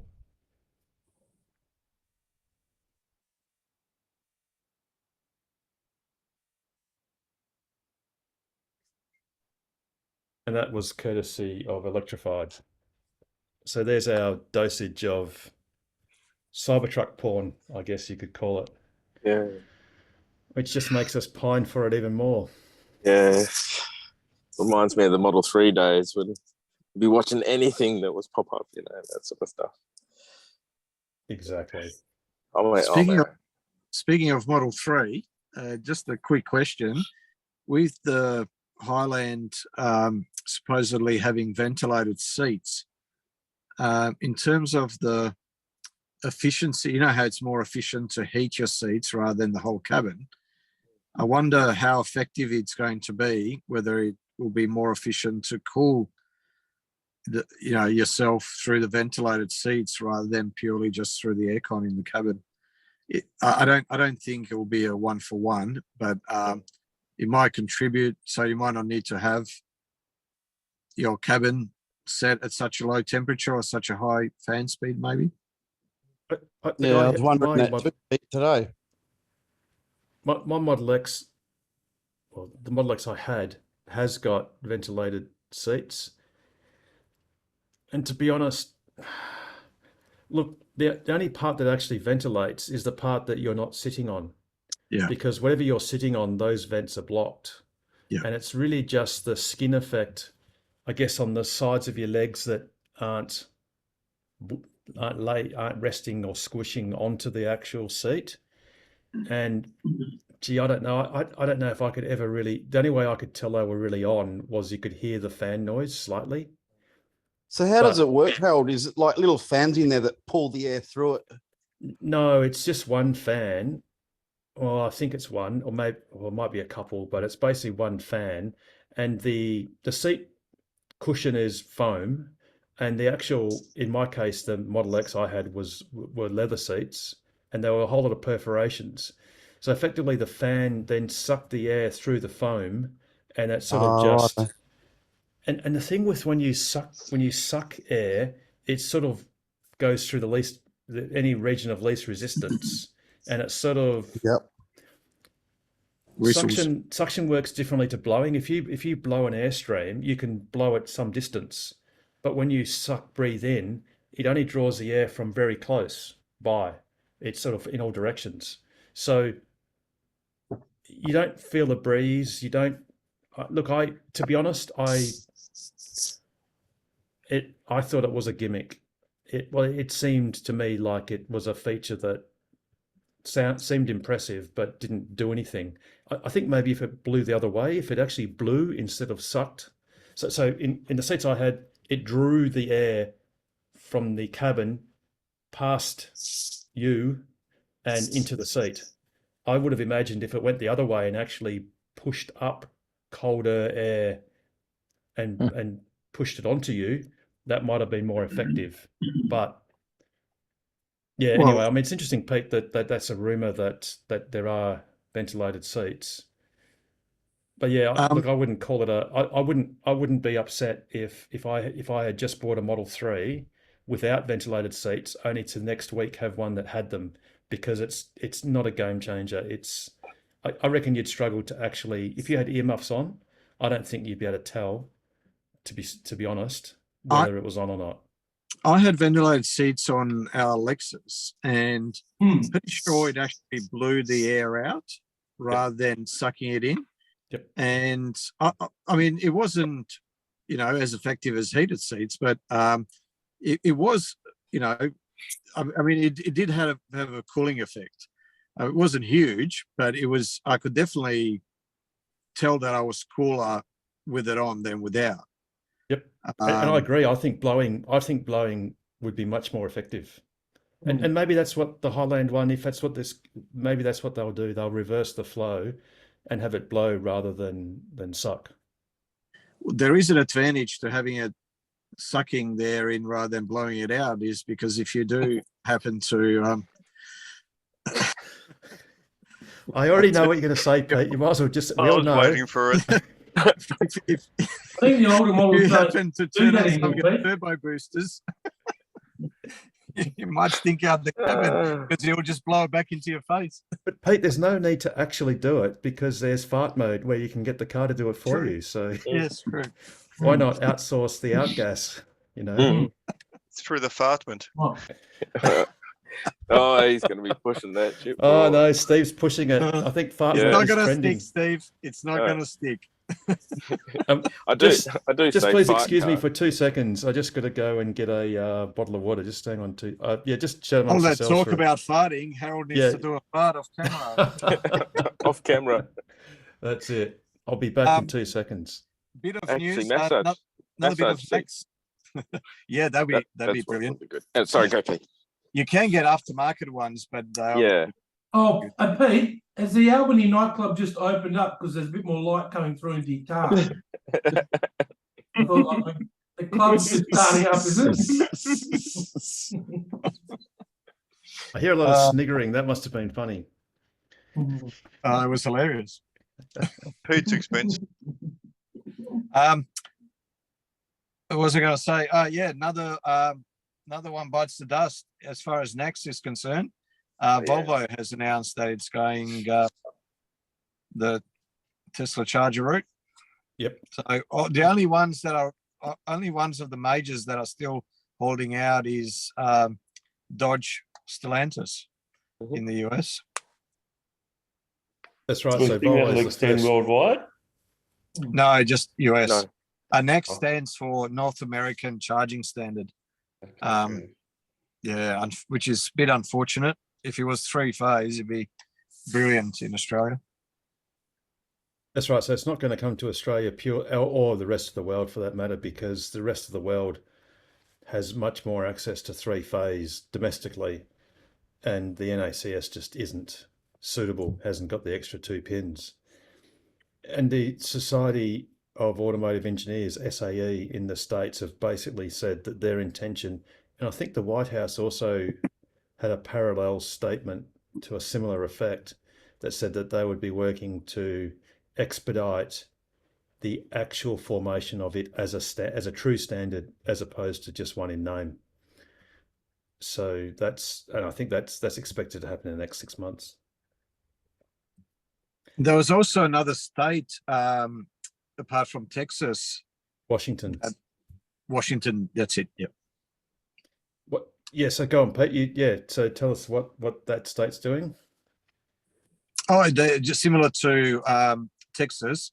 They're mandating that any charges where the state contributes financing for the charges needs to have one CCS. That they've got CCS one over there, but one CCS and one NEX. Yep. And no mention of CHAdeMO, rightly so. Yeah, absolutely. So Electric. Go on. Sorry. No, you go, Pete. Electric did a podcast where they said that the Leaf, the 2024 Leaf, in the US is coming out with CHAdeMO again.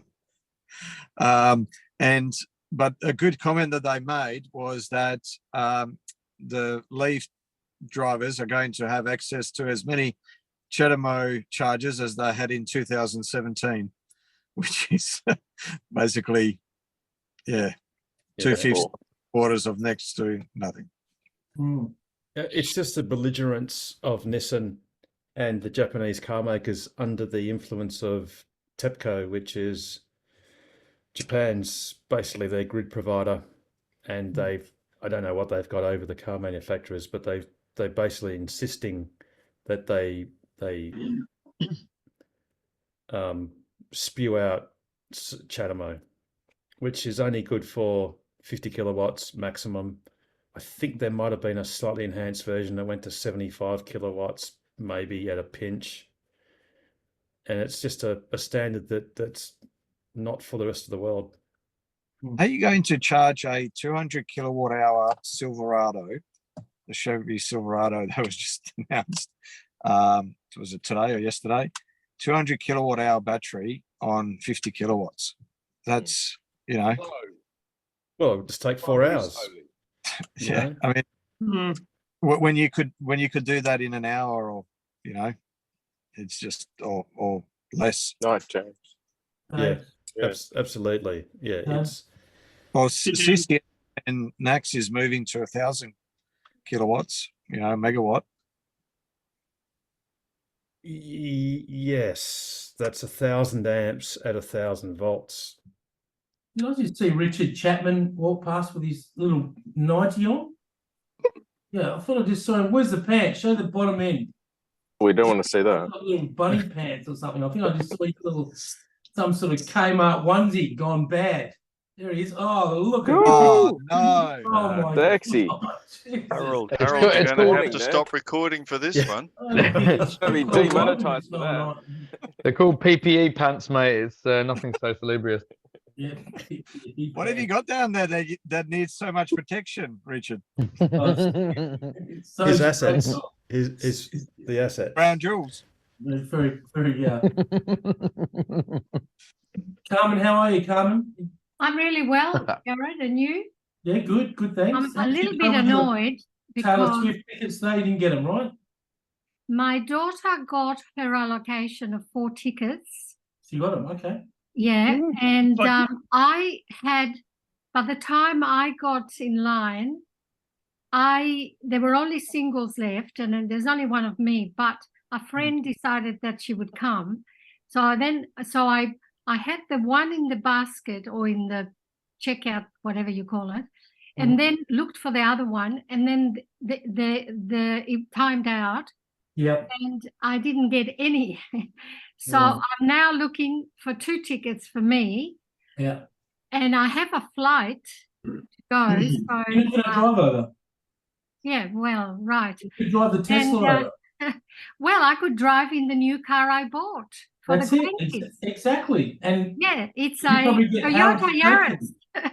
A Toyota Yaris. Oh, And yes. I did a really good deal on that.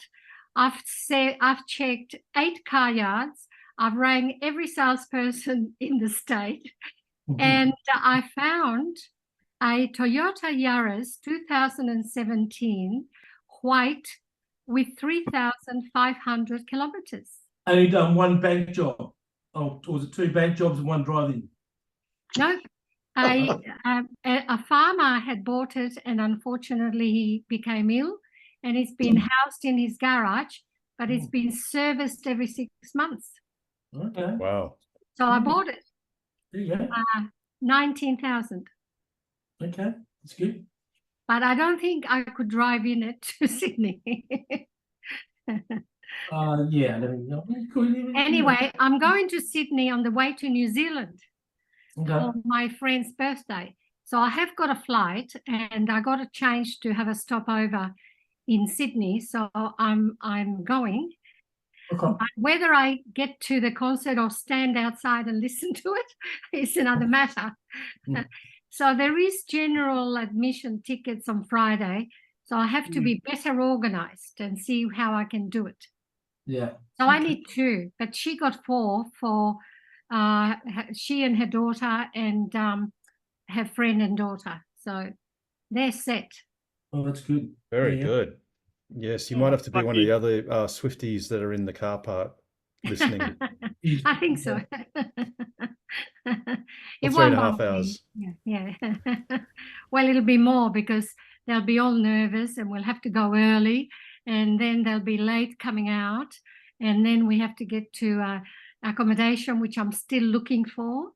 They've all doubled the price of everything. Oh, yeah. They're all, the airlines are on it. They're all on it. Yeah, well, the airlines I'm okay with, although she hasn't got tickets on the airline yet, so we're still crossing that bridge.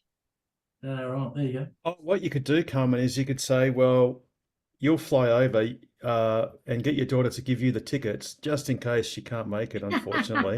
And you'll look after them for her.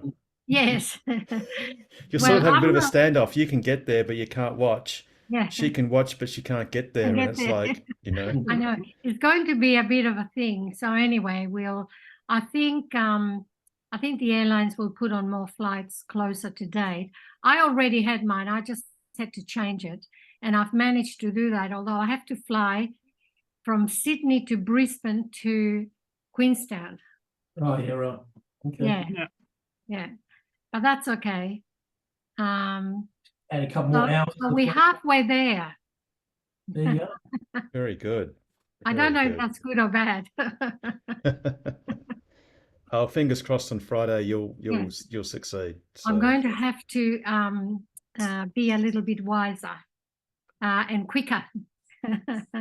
Yeah, just grab whatever you can. It doesn't matter where it is. What happened was that by the time I got in line, and I was in line on time, but somehow, I didn't get chosen. There were only single seats left, and I got one and put it in the basket while I looked for the other one, and I was all a bit slow, and the website timed out. Yep. Yeah. It only gives you 20 hours and 15 minutes today. Yeah. That's 5 concerts. 5? 5 concerts. Yeah, no, 3 in Sydney and 2 in Melbourne. Yeah, that doesn't help me, Melbourne. But I have to go on it's on the 23rd because that's when my daughter's booked. Yeah. So, which is good because I then leave on the 25th for New Zealand. Yeah, right there you go. Very good. Very good. Yeah. All righty. Since we're on the road, we've had a long day, so we might sort of close off a little bit earlier. Anything else? Pete running out of coins, Harold? Yeah. Is that why the light's going down? The fish and chip shop's just closed. Yeah. They said to drive up near the other nightclub because that won't happen for another half an hour. And there's no full moon, so he can't like point his windscreen towards the full moon. No. But isn't he parked outside Macca's and it's about to close, so the Wi-Fi is being cut off? Lucky that Alan's got that 30-metre lead that he can just lower his window on the second story. You guys know all this. I think we're being watched, Pete. I think we're being watched. Yeah. Has anyone got anything else that's happened in the last week that we can discuss before we have an early night? I think we're sort of the share price. I just had a quick look on the opening. It's basically opening pretty flat. It's sort of just hovering at $250. So it's basically not really moving much, which I think there are a few analysts that I think a couple of analysts have raised their target price, but they've actually down-rated it from a buy to a hold, basically, which is fine. I guess what they're saying is that the price is roughly where they think it should be in 12 months' time, so therefore it's no longer cheap. I guess that's what they're sort of saying. Analysts know what they're talking about, of course. Yeah, there are a bunch of sheep all following the herd, and as soon as a couple of them did it, the rest jump in because they didn't want to be left out. So they don't mind if they underperform the market as long as they don't underperform it by more than everyone else. There you go. Yeah. What's that saying that analysts or share analysts or any of those or economists make? What was it? What's that saying? They make something look good. Witchcraft or something look good because they've got no idea. No, they don't. Yeah. And we know that as soon as Tesla declares that the Cybertruck has started production, the share price will go up, even though nothing really changed. It'll go down to start off with. Yes, that's right.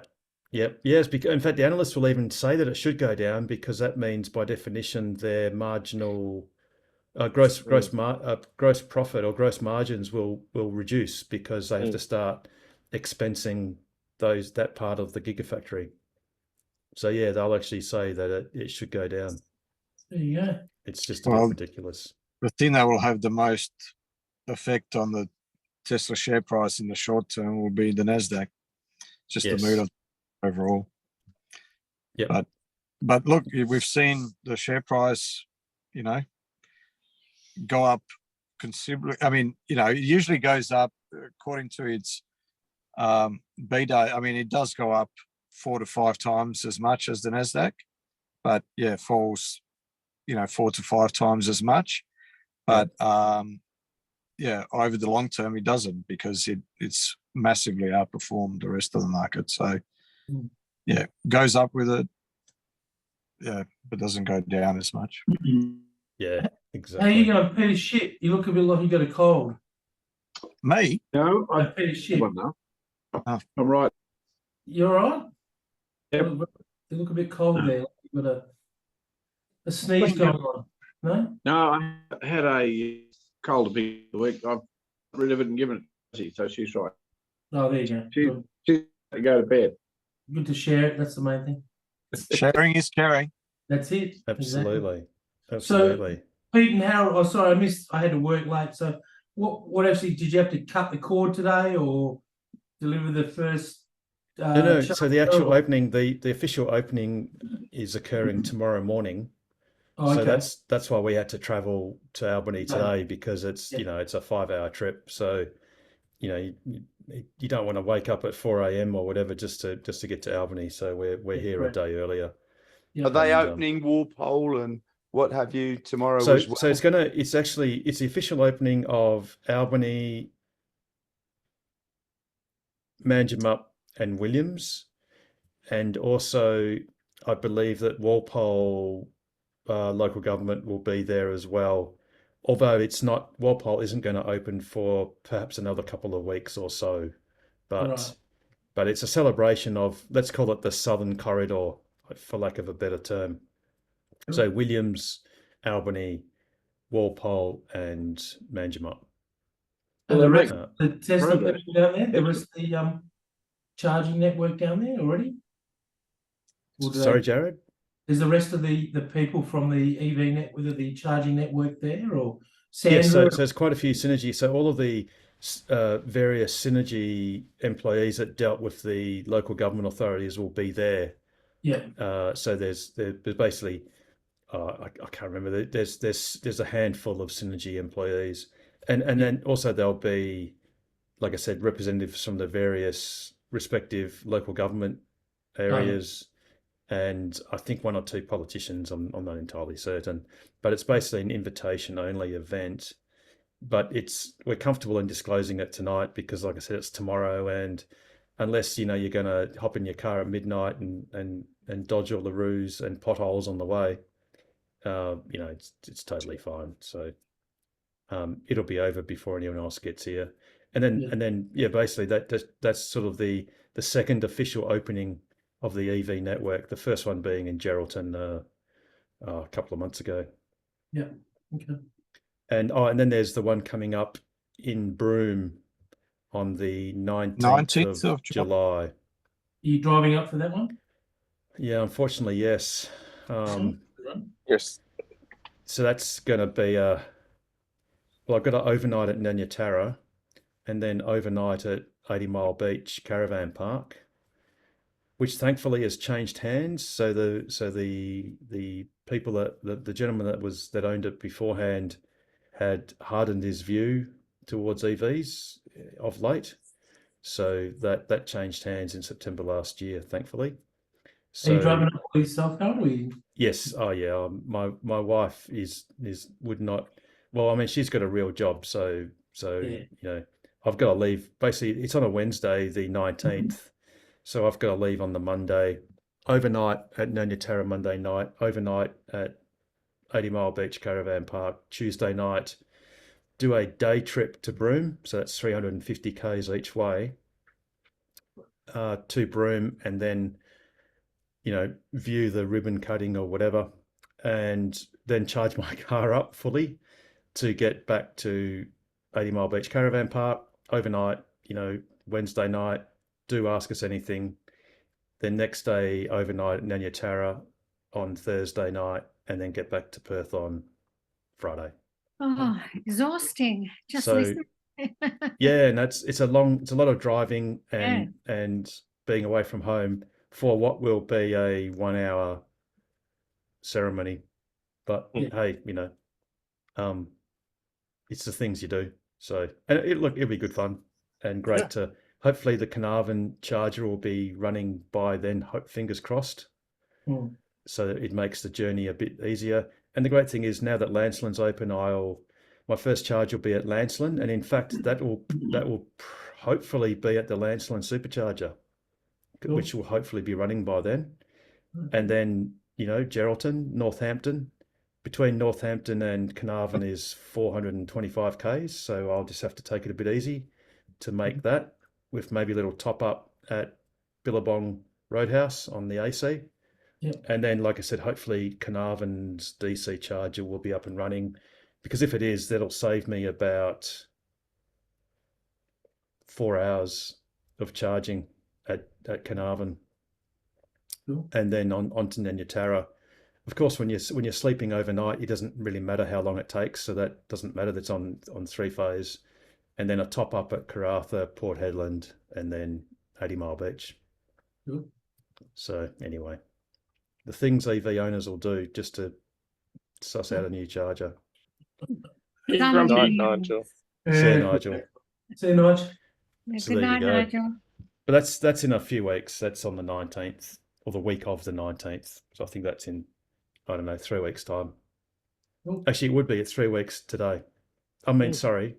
Yeah, today. Today is probably Wednesday. It must be, because we're on Ask Us Anything.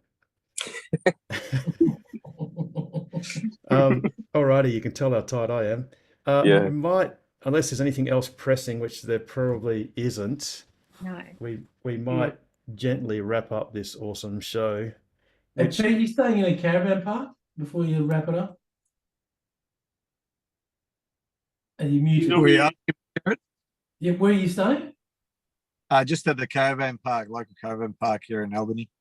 Just Okay. on a powered site with, yeah, shower and toilet, my own shower and toilet. So Oh, yeah. you got the what do you call them? The little Yeah, the little room that comes with the powered site. I'm not sure. yeah, What that's yeah. right. They're But pretty got everything here that I could possibly want, Jared. yeah, I don't think it's quite the same though, is it, Harold? No, Let me I check. can. So, Harold, you're in your car right now, are you? No, I can't see that myself. let me see if I can. In fact, I'll just Yeah, but see, like look. That's one bed, and you can Yeah. sort of see. There's another yeah, but bed. none of there. those beds, Harold, have got heated mattresses. Look, Pete. I've even got a kettle You and a got fridge. insulation. Oh, I've got a camp kitchen here. I've got a caravan park kitchen. I do like having your own shower. That's quite cool, Pete. It's Yeah. good. Everything you could possibly need. Yeah, that's quite cool. So how much is that then? $50 a night. That's Bargain. all right. Yeah, it's cheap. And does that include the charge as well then? Yeah, I'm not even plugged in. I don't think I'll even be plugged in overnight. I'm on 90%. Here with 90%. Yeah, you'll charge tomorrow. Duh. Yeah. Exactly. Yeah. Won't Cool. be an issue. Yeah, there you go. Alrighty. So, Cool. Pete, how would you how would you how would you take out an awesome show like this? As always, stay safe, stay sustainable, and stay ahead of the curve. And the best way to do that is buy a Tesla, join Tokwa, and ask us anything about accelerating the world's transition to sustainable energy. Have an awesome evening, everyone. We're going to have a great day tomorrow. We'll tweet it out with some great photos, and congratulations in advance to Synergy and Horizon Power for that matter, and the whole team for expanding the awesome WA EV network. Take care, everyone. Have a wonderful Night, week. everyone. Cheers, Night, Harold. Night all. Good Night night. all. Guys, good night. Take care. See ya.